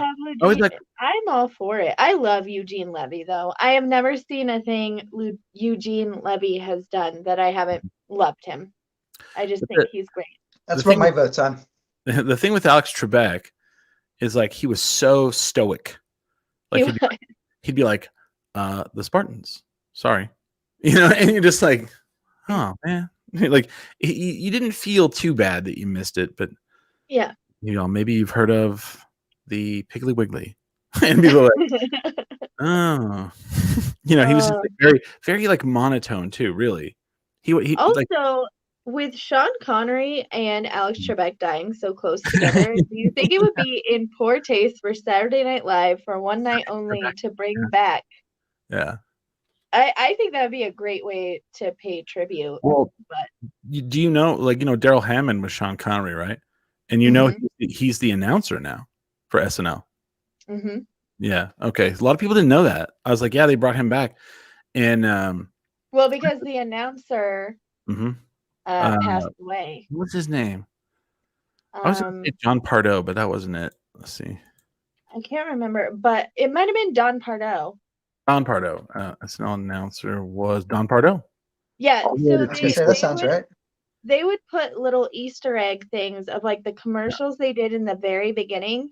They would have like Don Pardo, like whatever, and that was a little hat tip to him. But he was the same voice for all those years. But I'm okay with Daryl Hammond doing it. I like him. I think he is. I'm looking it up. I'm pretty sure Daryl Hammond is now, right? I think so. I'm looking it up. I know he's back on SNL. See, I always miss the intro parts to SNL now because it keeps getting like cut off by my local news, which is annoying as shit. Yeah. Oh, that's my favorite part of the show, honestly. Mm-hmm. Not my favorite, and now Saturday Night Live already in progress, and I'm like, why am I watching this live on Saturdays anyway? I don't even get to see the intro. Yeah, he is. He's the announcer. Yeah, I thought I had heard that. Mm-hmm. Well, and Daryl had such a great career, I believe, with Saturday Night Live. Mark and Jackson. I don't know. Oh no, that is good. That is really good. What? Have you ever watched Brooklyn Nine-Nine? Oh yeah. He's the husband of Holt. That is really good. That's a good idea. This is why we need Billy in the Billy Hour. Right. Yeah, there we go. And or even the guy who plays Holt, I think that guy would be fantastic as well. But he has to be in the character of Holt the whole time. That's Mark Evan Jackson. Dude, Billy, that is stellar. Like that guy, I could see him doing Jeopardy. That would be fantastic. Ooh, you know who else might be kind of interesting is Bill Nye. Ooh, that'd be because he's also, I mean, we could probably because I always wondered like how good would Alex Trebek do on Jeopardy?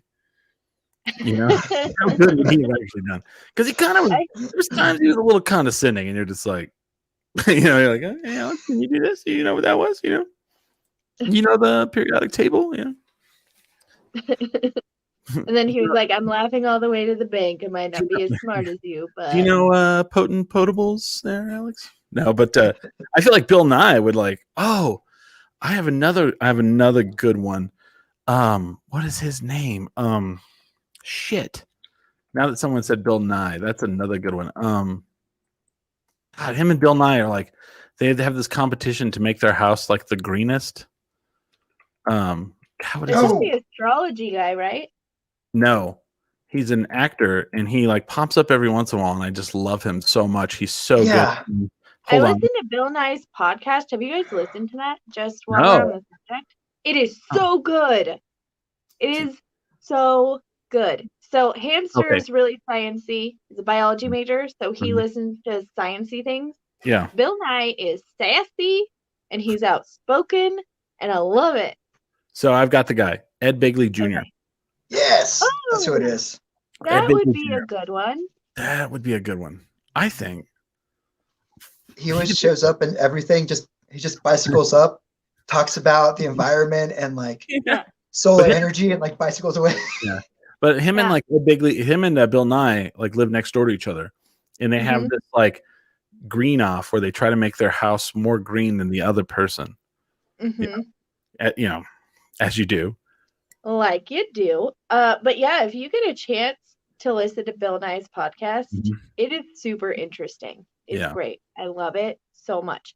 You see a whole different side to him. Because when I was a kid, Bill Nye was like, the Mr. Rogers of science. Yeah. And you hear him cuss and stuff in this podcast. It's interesting. Oh, well, they had that on his Netflix show too. Yeah. How about it shows a different side. Also, angry at the end of every episode.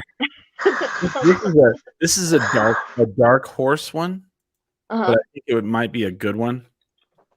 Gary Cole. Oh, Not Gary Coleman, Gary Cole. Like it's a. Yeah. You know who I'm talking about? Mhm. I'll pull him up. Mm-hmm.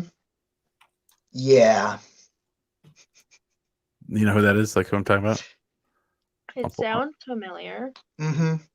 It also sounds like Yeah. somebody who murdered people. So. Yeah. Oh, I see. Yeah. I'm gonna need that report on the TV. Yes, I but think he if was he's Friday. the character from Office Space He'd be like, the whole yeah, time. potent potables. Yeah, I'm gonna need you to answer that now. Yeah. That'd be great. Let me see if I can find the Alex Trebek. Let's see. Alex Trebek cussing because it's so funny. Swearing. What if we had a female replace Alex Trebek? Huh? Who would be good? Jane Lynch. No. So keep watching. She hosts everything. She's already got her things going. I know. She's so So mean. Jane Lynch hosts everything. The channel. She can have her own channel for just hosting. Okay, that's a good question too. Now, we'll think about it while you're watching this.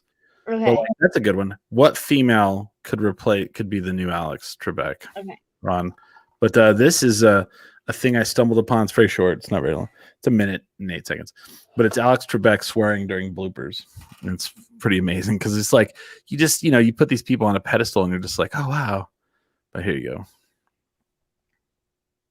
So keep watching Jeopardy 24 hours a day and call this number. You dumb son of a bitch. You don't watch it 24 hours a day.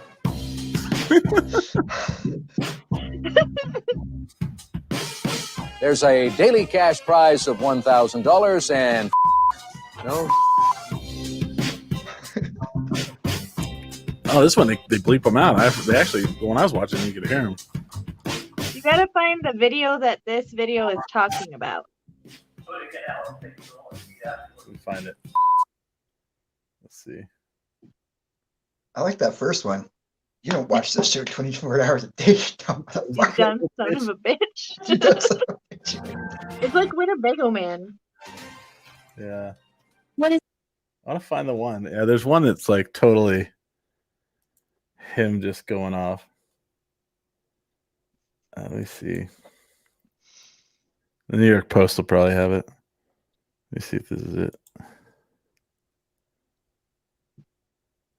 Maybe not. I don't know. So keep watching Jeopardy 24 hours a day and call this number. You dumb son of a bitch. You don't watch it 24 hours a day. No, it's the same one. Man, I found one the other day that was like him really like going off. Maybe it's this one. So keep watching Jeopardy 24 hours a day and call this number. You dumb son of a bitch. You don't watch it 24 hours a day. There's a daily cash prize of $1,000 and fuck. No shit. Come now play Phone Jeopardy. She drank the poison that Captain Hook intended for Peter Pan. Tinkerbell! You didn't cuss on that, but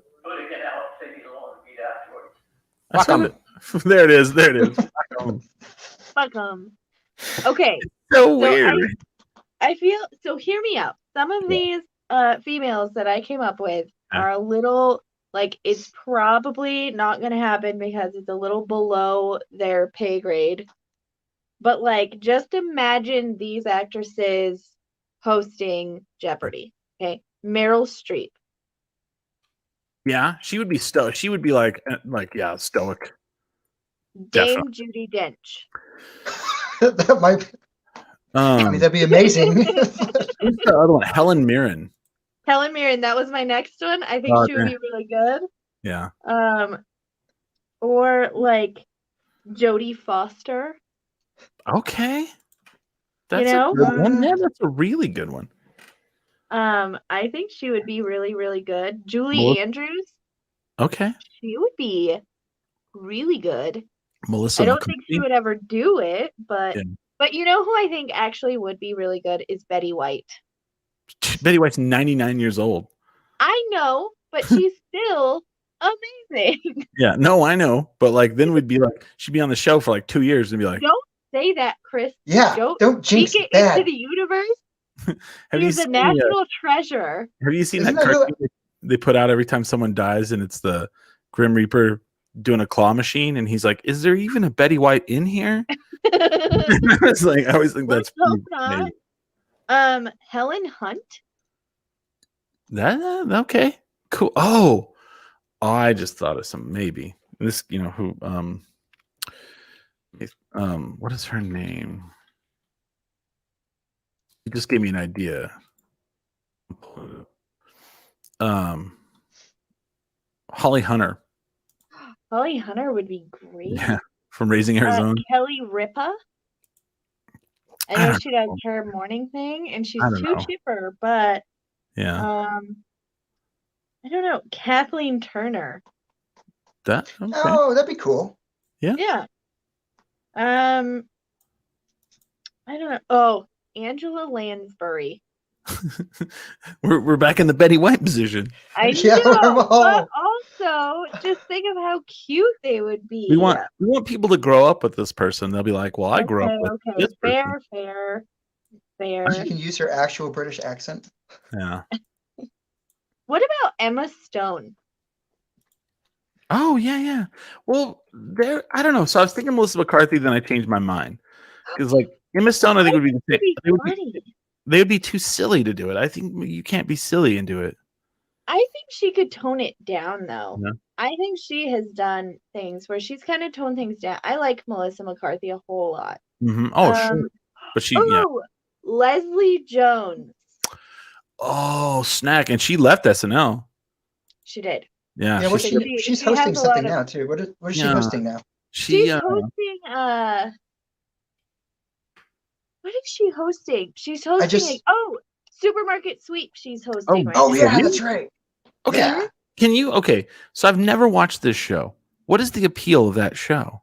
Oh, it's great. So I think it's great now because I'm like a stay-at-home mom and my life is saving money at the grocery store so I can buy myself things. Does that make sense? Like I have a budget, and if I want more wine, I spend less on groceries.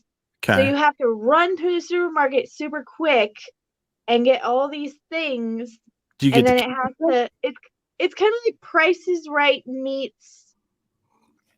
You're going for the best savings. It's been around for a while. I mean, what do you win though? What do you win? It's like Price is Right. You win things. Oh. You know? Like each challenge you like. Anyway, it's a fun show. You should watch it. And I'm sure Leslie Jones makes it so much better. But now I got even more ideas. Kate I saw the previews for it. It looks amazing. Ooh. That was my first, but I don't know. Have you watched Price is Right with Drew Carey? Yeah. What do you think? I still miss Barker. Well, yeah. I miss him, but like you can definitely see there's less misogyny on the show. Because like that was the first time like under Bob Barker there would have never been a pregnant model, B a male model. True. I don't hate Drew Carey on it. Yeah. But yeah, I don't know. I think the nostalgia for me, like I only watched Price is Right for the nostalgia at this point. Yeah. Because I would watch it in high school in the band room during lunch. Not the funny costumes. Thing I've said. Right. Oh yeah, and the costumes. But I mean I like Drew Carey. I don't think he's terrible. No. What do you think? But go ahead. Also every time I watch it, I want him to do like whose line is it anyway? Oh yeah. What do you think about that as like, okay, so basically, I mean, Drew Carey, had to go like whenever they offered it to him. Mm-hmm. It was a choice. Like basically you're going to be the Price is Right host till you retire. Yeah. It's pretty much, that's kind of how it is. As a comedian, how do you feel about that as a career choice? Do you think that was a good choice for him? I think everybody is different. Let me put it this way. I've had to think about these things very differently since COVID and since having a family now. Right. So before I had a family, that I would miss terribly. My biggest dream was just to have no worries and go on the road, me and Mitch just in a car, and that's it. And now it's like if somebody offered me a job where I could still be a little bit witty and make money to support my family, if I had already had a comedy career, I think I would take it in a heartbeat. Okay. You know? Yeah. But I think it depends on the person. Like if you're Dave Chappelle and they offer you Price is Right, I think you're going to say no. I don't agree with that at all. Really? I don't think Dave Chappelle would do it. I think then he would have to drastically change because he would. So Drew Carey's always kind of been. He hasn't been like a dirty comedian or a raunchy comedian or, any of that. I think if Dave Chappelle I think it would be a harder choice for Dave Chappelle, is what I'm saying. Well, see, he already transitioned into it. So let me ask you this: stand-up TV show. Whose line is it anyway? Yeah, I mean, it's all of it's a job. Let me ask you this question because I know the answer, and this is why. That's why I if you would have asked me before I knew the answer, I would have agreed with you on the Dave Chappelle thing. Okay.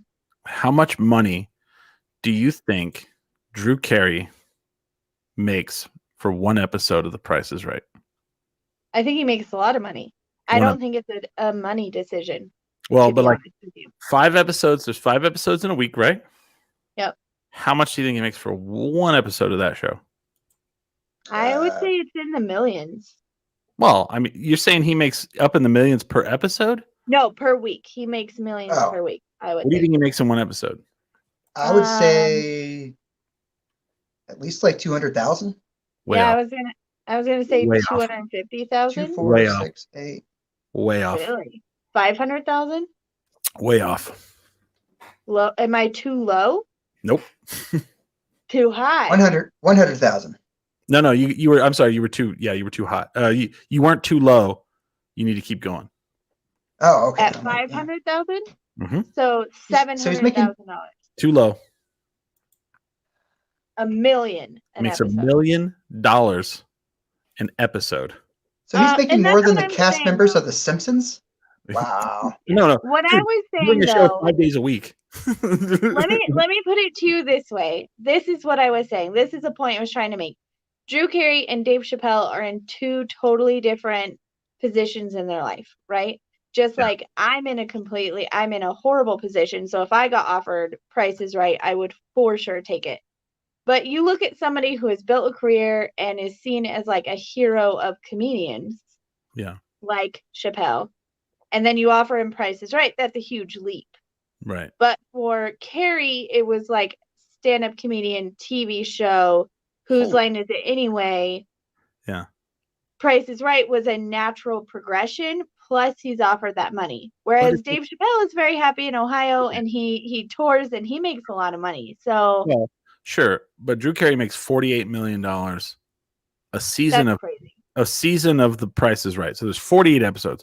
Now think about that. They film multiple episodes in a day. Right. Yeah. So he's making $48 million for like working for like a couple months. 2 days. Yeah. Because I know they film like 3 episodes a day. So but also, I mean, you got to think about that. I've like those hours are like he has to be witty and ready. Oh yeah.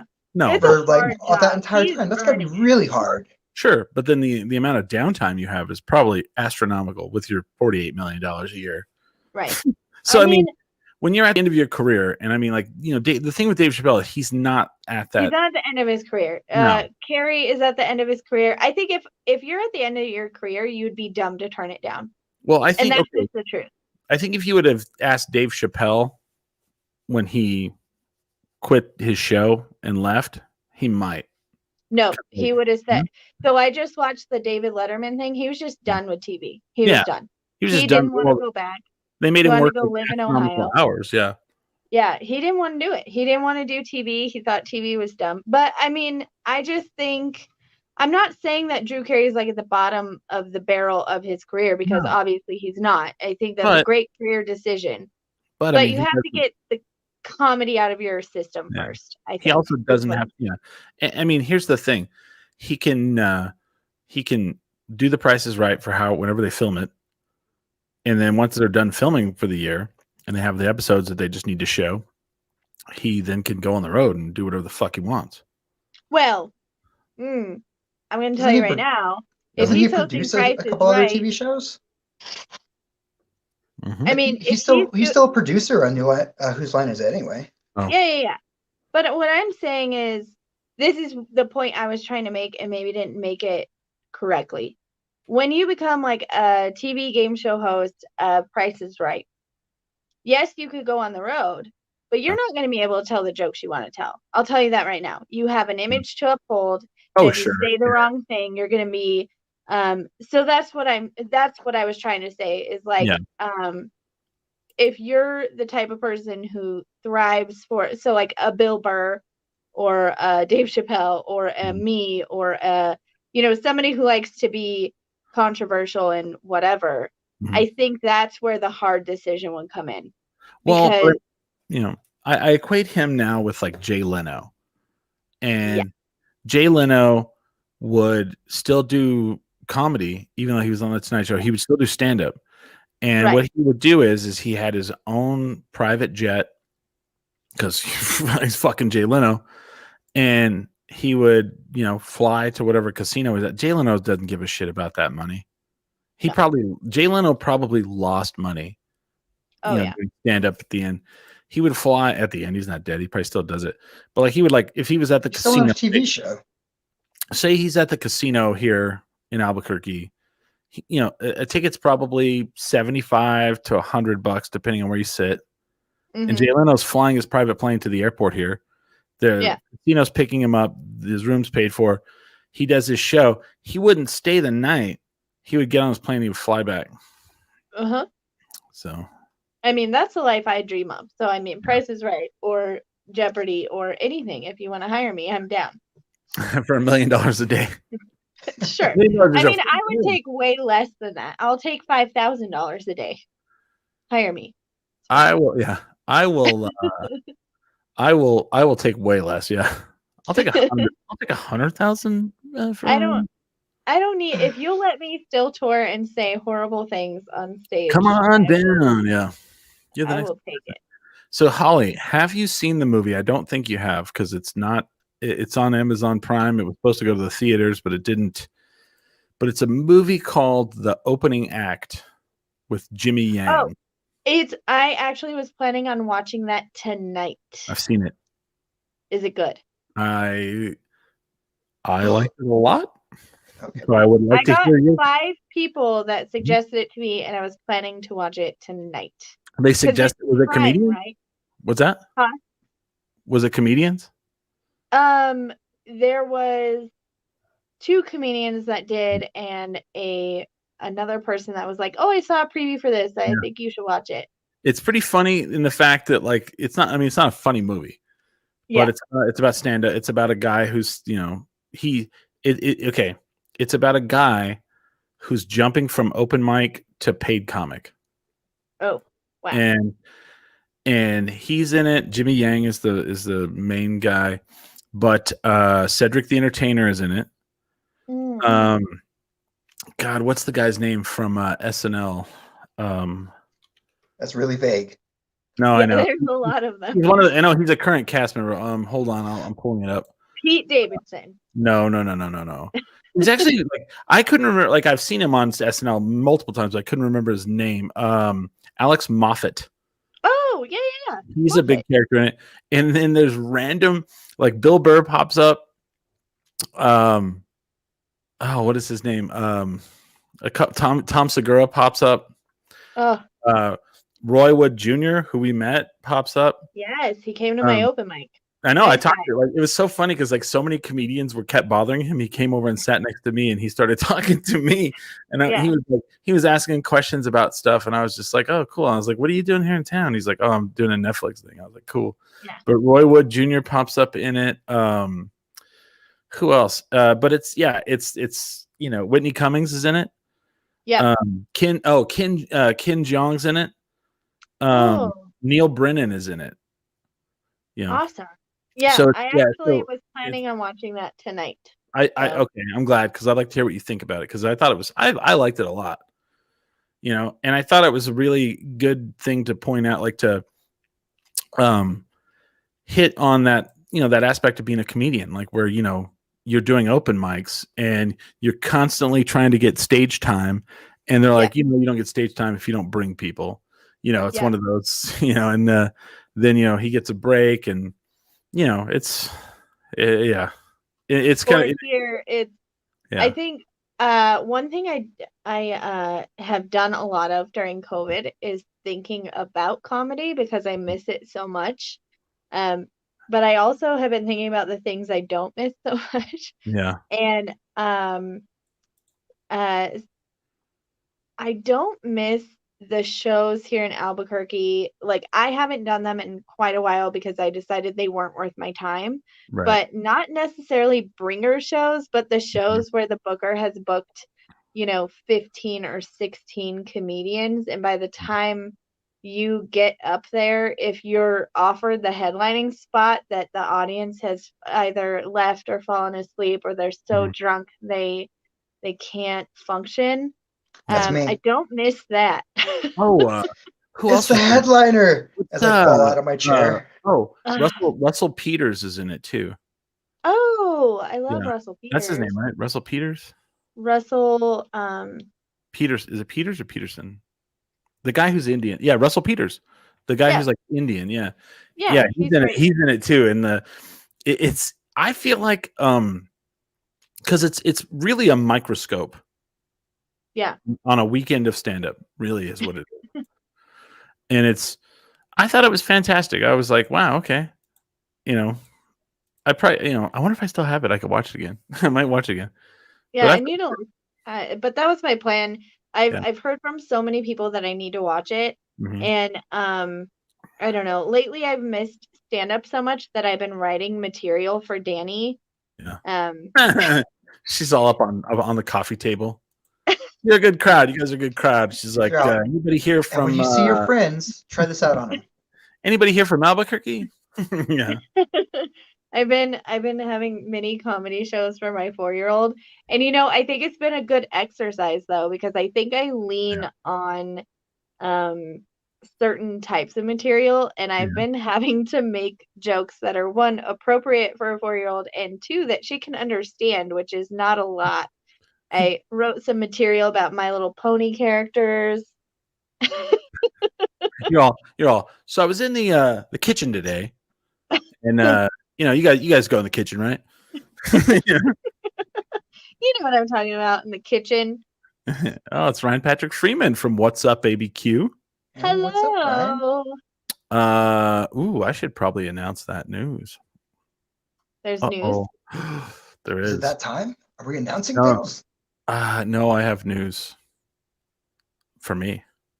So Ryan Patrick Freeman hosts a podcast called What's Up ABQ, where they talk to people around Albuquerque, kind of, like a little bit like we do, but they're very more like, they're more about just Albuquerque. Yeah. And he hosts it with his sister, Lindsay. I love it. And we're part of the Burles Podcasters Guild, and Lindsay is one of the founding members. Well, her husband Lorenzo, who's also her and him, they host Parenting versus Podcast. Parenting versus Podcasting. And then she also does the show with Ryan with What's Up ABQ. Well, Lorenzo was a teacher here, but he's decided he doesn't want to do that anymore.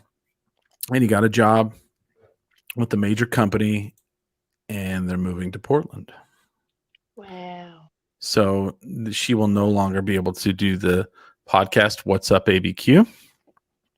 And I have volunteered to be the new co-host of What's Up ABQ podcast. Awesome. Starting in January. So, yeah. Yay, that's exciting. Good for you, Chris. It's a bi-monthly show, and we're going to talk to people about Albuquerque. And I was like, well, I know a lot about Albuquerque. I can do it, And Ryan, he's like really like congenial and nice, and I'm like an asshole. So we contrast each other really well. Yeah.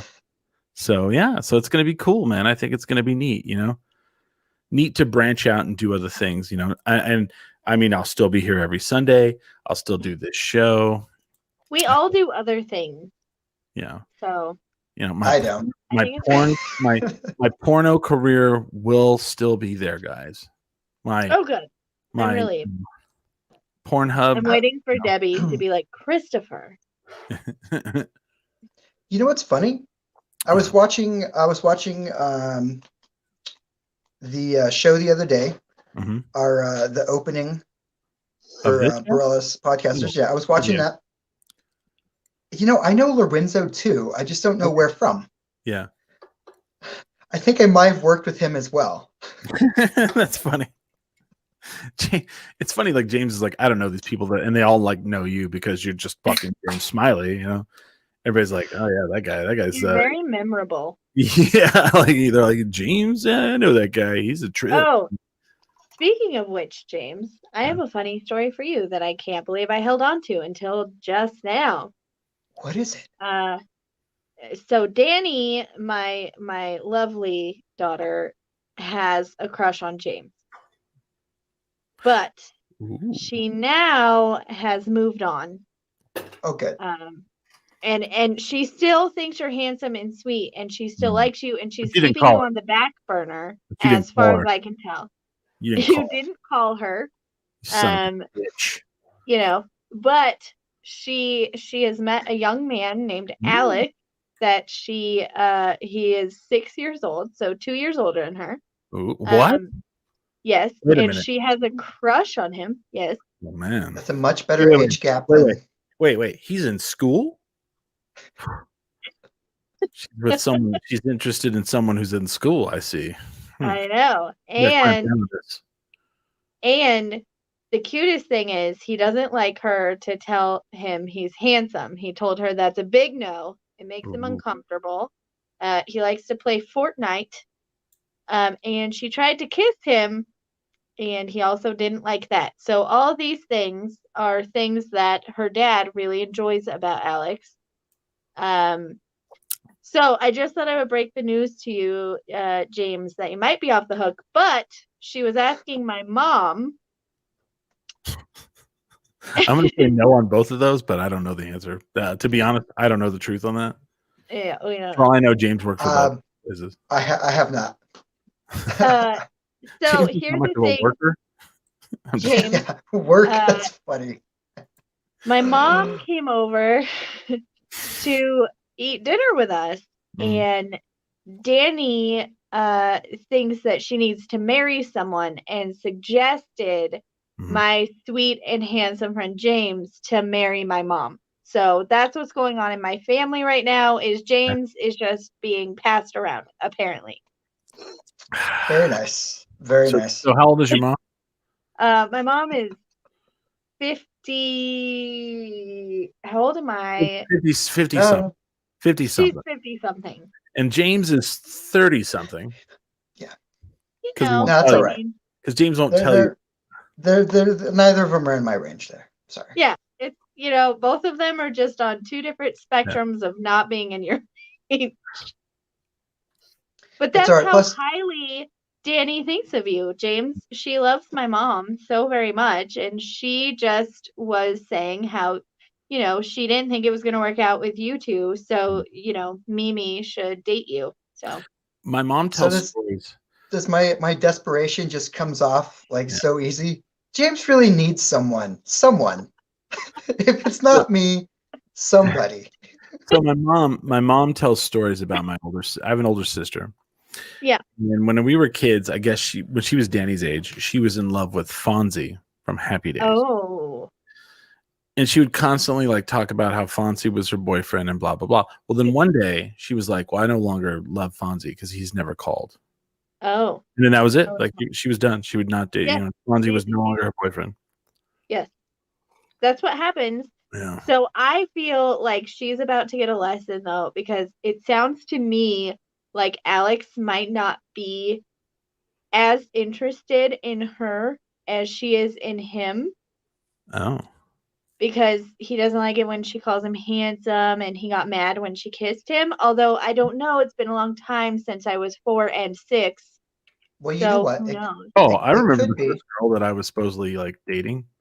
I told Danny the same thing when she called me handsome. I said thank you very much, but I prefer to be called pretty.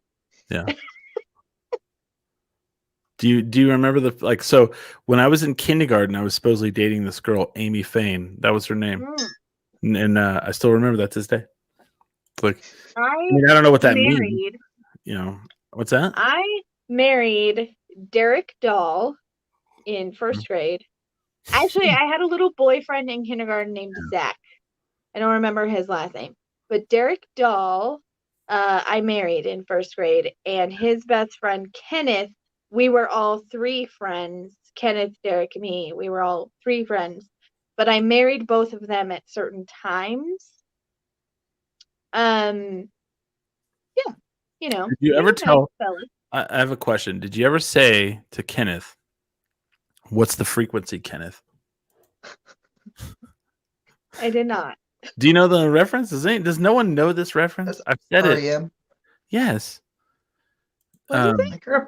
I grew up. R.E.M. I So was in the 90s. So a big fan of R.E.M. was Tom Brokaw. I think it's Tom Brokaw. And Tom Brokaw was like doing some sort of thing when he was a news journalist, and he was like going to introduce, or he was going to introduce. He was going to interview. He was like in a bad neighborhood. And he was walking around trying to like find people to like interview, and he went up to this homeless guy, and the homeless guy looked up at him and he said, "What's the frequency, Kenneth?" And R.E.M. made a song called "What's the Frequency, Kenneth." I need to look that up now. I'm very excited. Yeah. And then you'll know it instantly. Yeah. The second you hear it, you'll be all, "What's the frequency?" And it was huge. But I say that, like, I brought that back. Like, people will say, "Hey," and I'll be all, "What's the frequency, Kenneth?" Like, what's up? And they're like, "What?"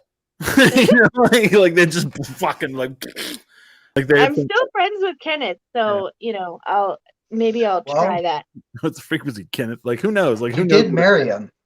Yeah. That's like, it's always good to stay friends with those people. Let's just the Not person always. I legally married, I am not friends with, because it's not good. That's because you brought the law in. Big mistake. It ruined everything. Yeah, that's pretty funny. I'm looking up to make sure I didn't just make up all that. I just want to be sure. That'd be whatever. Awkward. So it's from the record Monster. Okay, So, I remember the song. I'll check it out.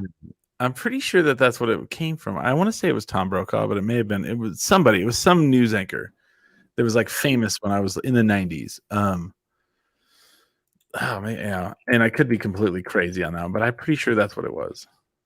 Well, I do remember the song, so you're not wrong on that one.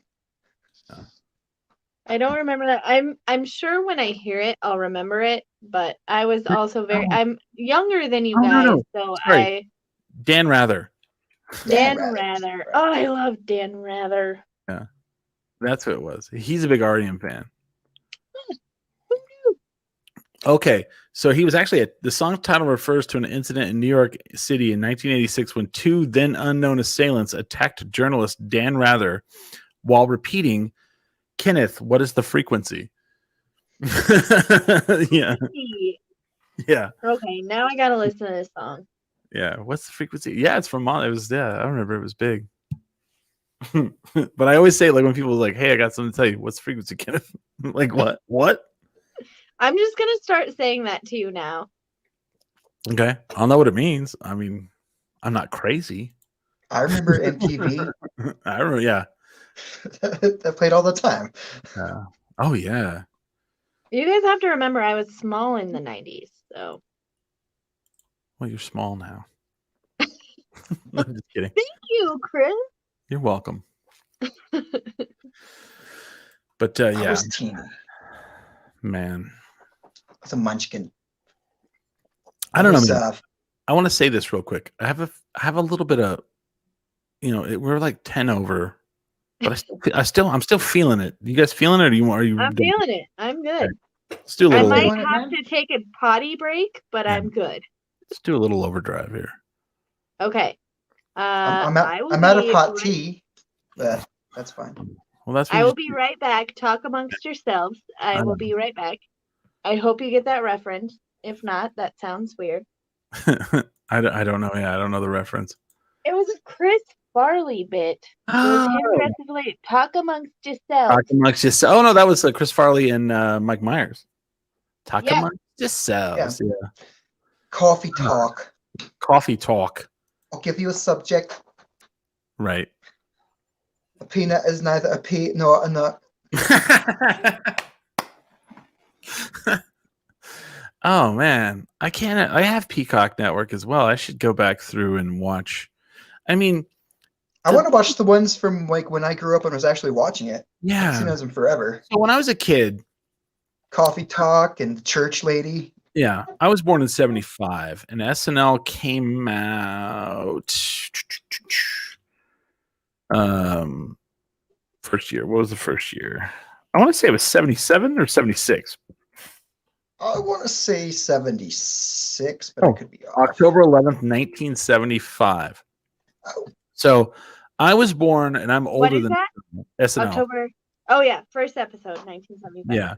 So when I was a kid, I loved watching SNL. My mom would always watch, like it was like the hippest, hottest thing. So my mom for sure would always watch it. So I would always say that my knee hurt, my leg hurt, and I would come out and I was like, I can't sleep, and I would go watch SNL with my mom. I remember like the episodes with the bees. I remember the bees, Belushi, and the bee. Like watching it live. Yeah. That's crazy. But like when I really was watching it, and I really remember it was the non-Lorne Michael days when he quit after like the original cast left. Yeah. And people hated it, but I remember, man, I loved it. Like I loved because Eddie Murphy came in, they brought in Billy Crystal, and they brought in Joe Piscopo. Oh yeah. You're gonna get there. They brought in who else was it? Martin Short. Oh yeah, from SCTV, and he was Ed Grimley. Whatever I must say, and then he put like, like right here on his side, and he had the little like weird like hair thing, and man, I remember like vividly watching an Eddie Murphy. I need to watch those years because I don't think I've really watched those years. When they would do the buckwheat stuff, oh, that was like fucking gold. Where Eddie Murphy was buckwheat, grown up buckwheat from the fucking Little Rascals. Oh, Tay, and then they did a whole. They made fun of Dallas because on the TV show Dallas, someone shot JR. So then on the SNL, who shot buckwheat, and those were all good. Yep. And then he was Gumby. I'm Gumby, damn it. that was his impression of Gumby. He would be wearing the outfit and he'd be like, I'm Gumby, damn it. And that was it. I love it. What you think I'm doing this because I'm green? Yeah, he was just surly. Gumby. You got problems because I'm green? Yeah, he was just surly like all the time. And then I don't remember those days, so I'm excited to get to those. But my generation, Daryl Hammond. Yeah. Or Daryl. Yeah. What Daryl year? Hammond. What years? I can't remember a time not watching SNL. I was just explaining this to Hamster. Mm-hmm. Saturday Night Live has always been part of my life. I can't remember a time it didn't exist. I have a question, but go for it. Yeah. My first memory of SNL is somebody playing Ross Perot. Oh, it was Dana Carvey. Dana Carvey. Oh yeah. So that's when let me tell you something. Let me tell you something about the barn. We got to clean out the barn, and he would do that. He would do that little voice. He'd be like, "We got to clean out the barn.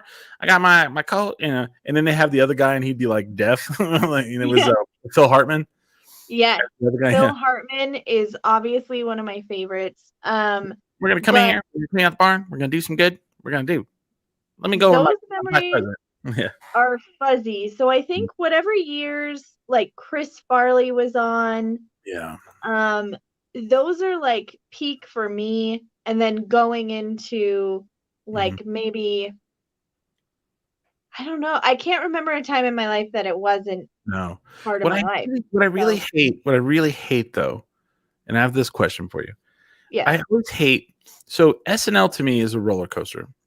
Like you know, like they almost took it off the air after the original cast left. Yeah.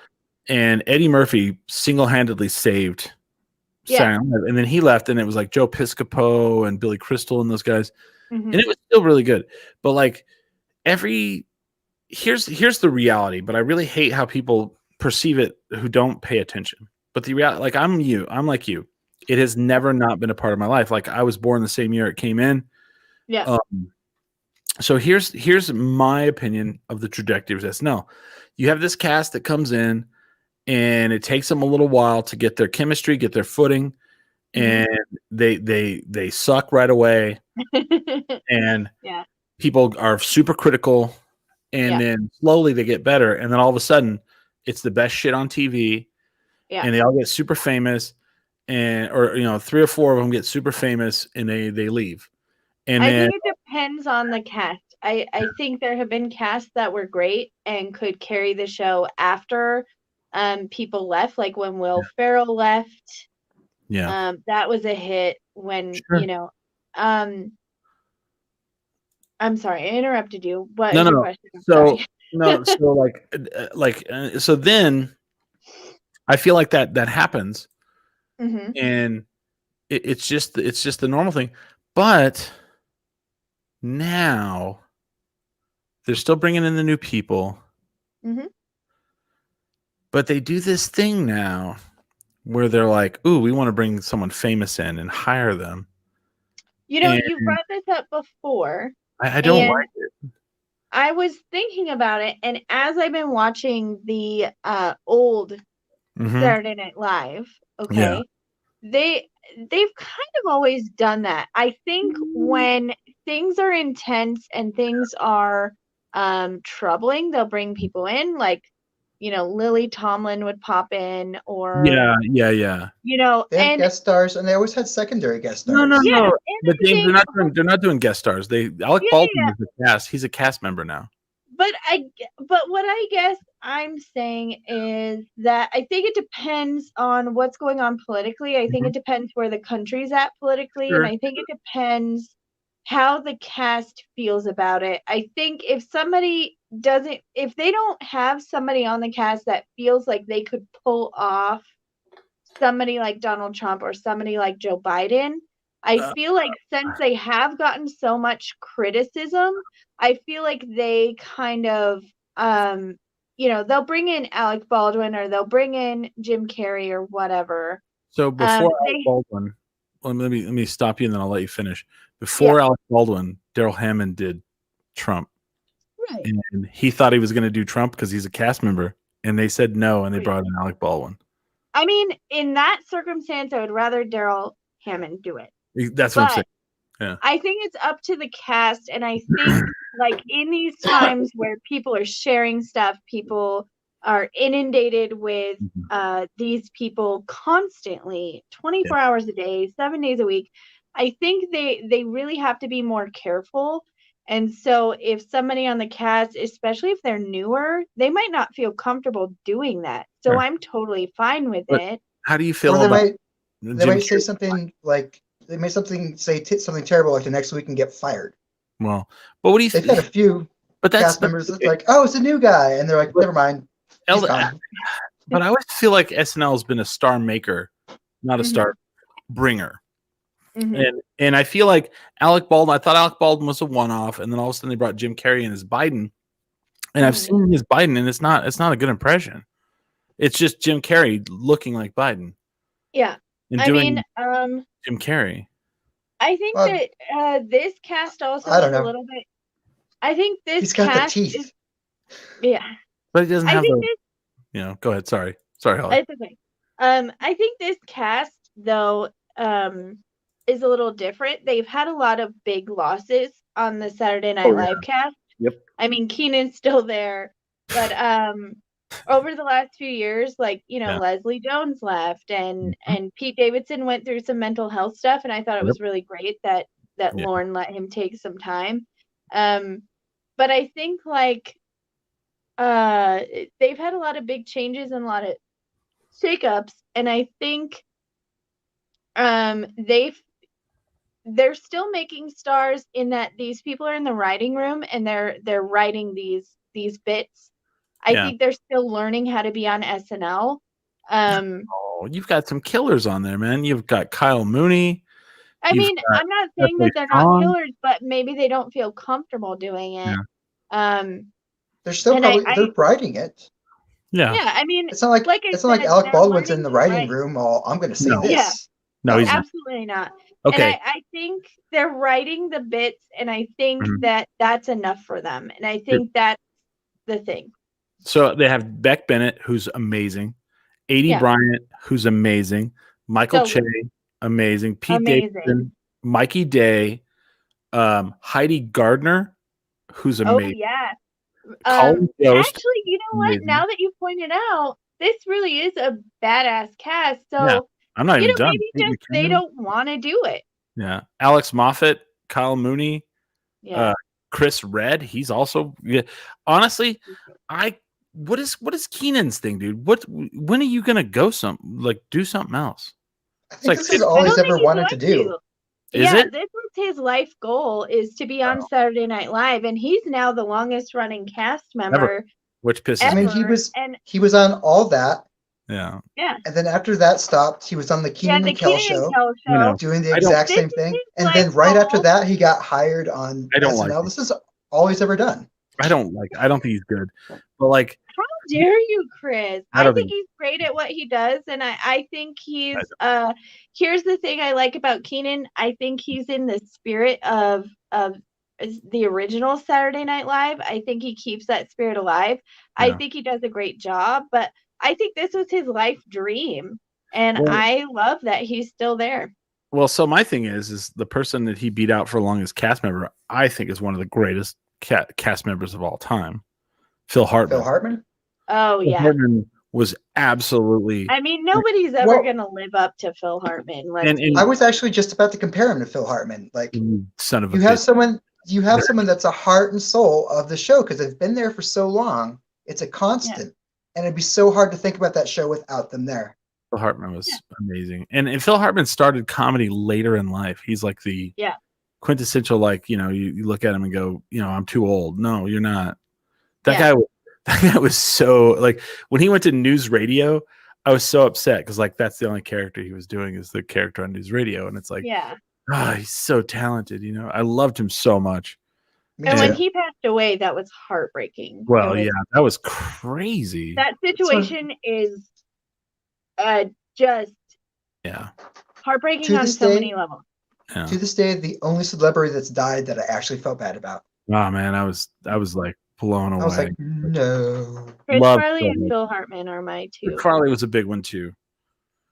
Chris Farley was one of the greatest physical comedians of the later time. I don't know. And the heartbreaking part about it is that he never thought he was good. Yeah. He hated everything he did because all he wanted to do was stand-up comedy. He didn't want to be a physical comedian. He wanted to be a stand-up, and he wasn't good at it. No. And so everything he did, he thought was horrible. And as a matter of fact, when he did Beverly Hills Ninja, so good. He cried. I have that movie. He cried because he hated it so much. So I can't watch that movie now. Now that I know that, like, he thought he let down his own father watching that movie, and that he was an embarrassment, and that he had gotten paid all this money to do something he didn't think was good. Right. And I love that movie. I own it on DVD. I can go get it right now. I can't watch it. I cannot bring myself to watch it since his partner in crime, David Spade. David Spade told that story. I was just like, I cannot. I know. It makes me so sad that he never thought he was talented, because he was so talented. But. If you ever get a chance, and I hate to promote somebody who's out of our wheelhouse, Jay Moore, like the early episodes of the Jay Moore Show, you probably a podcast, you probably have to pay for it now. He tells a lot of Farley stories. Like they once bet Farley like $10 he wouldn't shit out the window, and like he totally shit out the window, Or anytime they would say do this to Spade, he would always go and do like fucked up shit to Spade. I love hearing stories about him because he's one of those people that I could see myself being friends with, that like he just there is no embarrassing him. He would just do it. And I think that's great. Yeah. And so I have a weird connection to SNL. And I think I'll tell the story and then we'll be done, I think, here. So when I first moved to Albuquerque, I was working as a property manager. And then my girlfriend of 7 years left me, old co-host of the show, Adrian. And so I was like, wanted to get out of the property management. So I hit up somebody that I knew, and they were like, yeah, you can go work for this company that has Chevron stations. And, I'll give you a good recommendation. So I got the job, and the guy, like, we were like technicians. We would go to different gas stations and we would work on gas pumps and all this stuff. Well, our boss was named Mark, and Mark was from Brooklyn, New York. And one day he like made a quote from like The Big Lebowski, and I did the next line of the quote, and he was just like, "Oh, you know this?" And I was like, "Oh, yeah, absolutely." So then like he and I became friends. He was my boss, but we kind of became friends. So what Mark used to do is he was a carpenter in New York, and he became a production guy for 10 years on SNL. And his forte was breakaway. They called him a breakaway specialist. Oh yeah, because they would have to make the furniture so they could break it. Or a wall that had to be busted through. Him and his buddy were like the best at it. And he was like, yeah, you would take styrofoam, and you would get a big piece, carve it to look like brick, paint it, bust through it, take the pieces, glue it all back together, repaint it. Oh my God. Broken, all that work just to have Chris Farley crash into it. Well, and then you would have to do, and if it was like a furniture or something, you had to do more than one. You had to do 3. You had to do one for dress, one for rehearsal, and one in case. So he built the coffee table that Chris Farley goes through in the down. I live in a van down by the bridge. Motivational speaker. Yeah.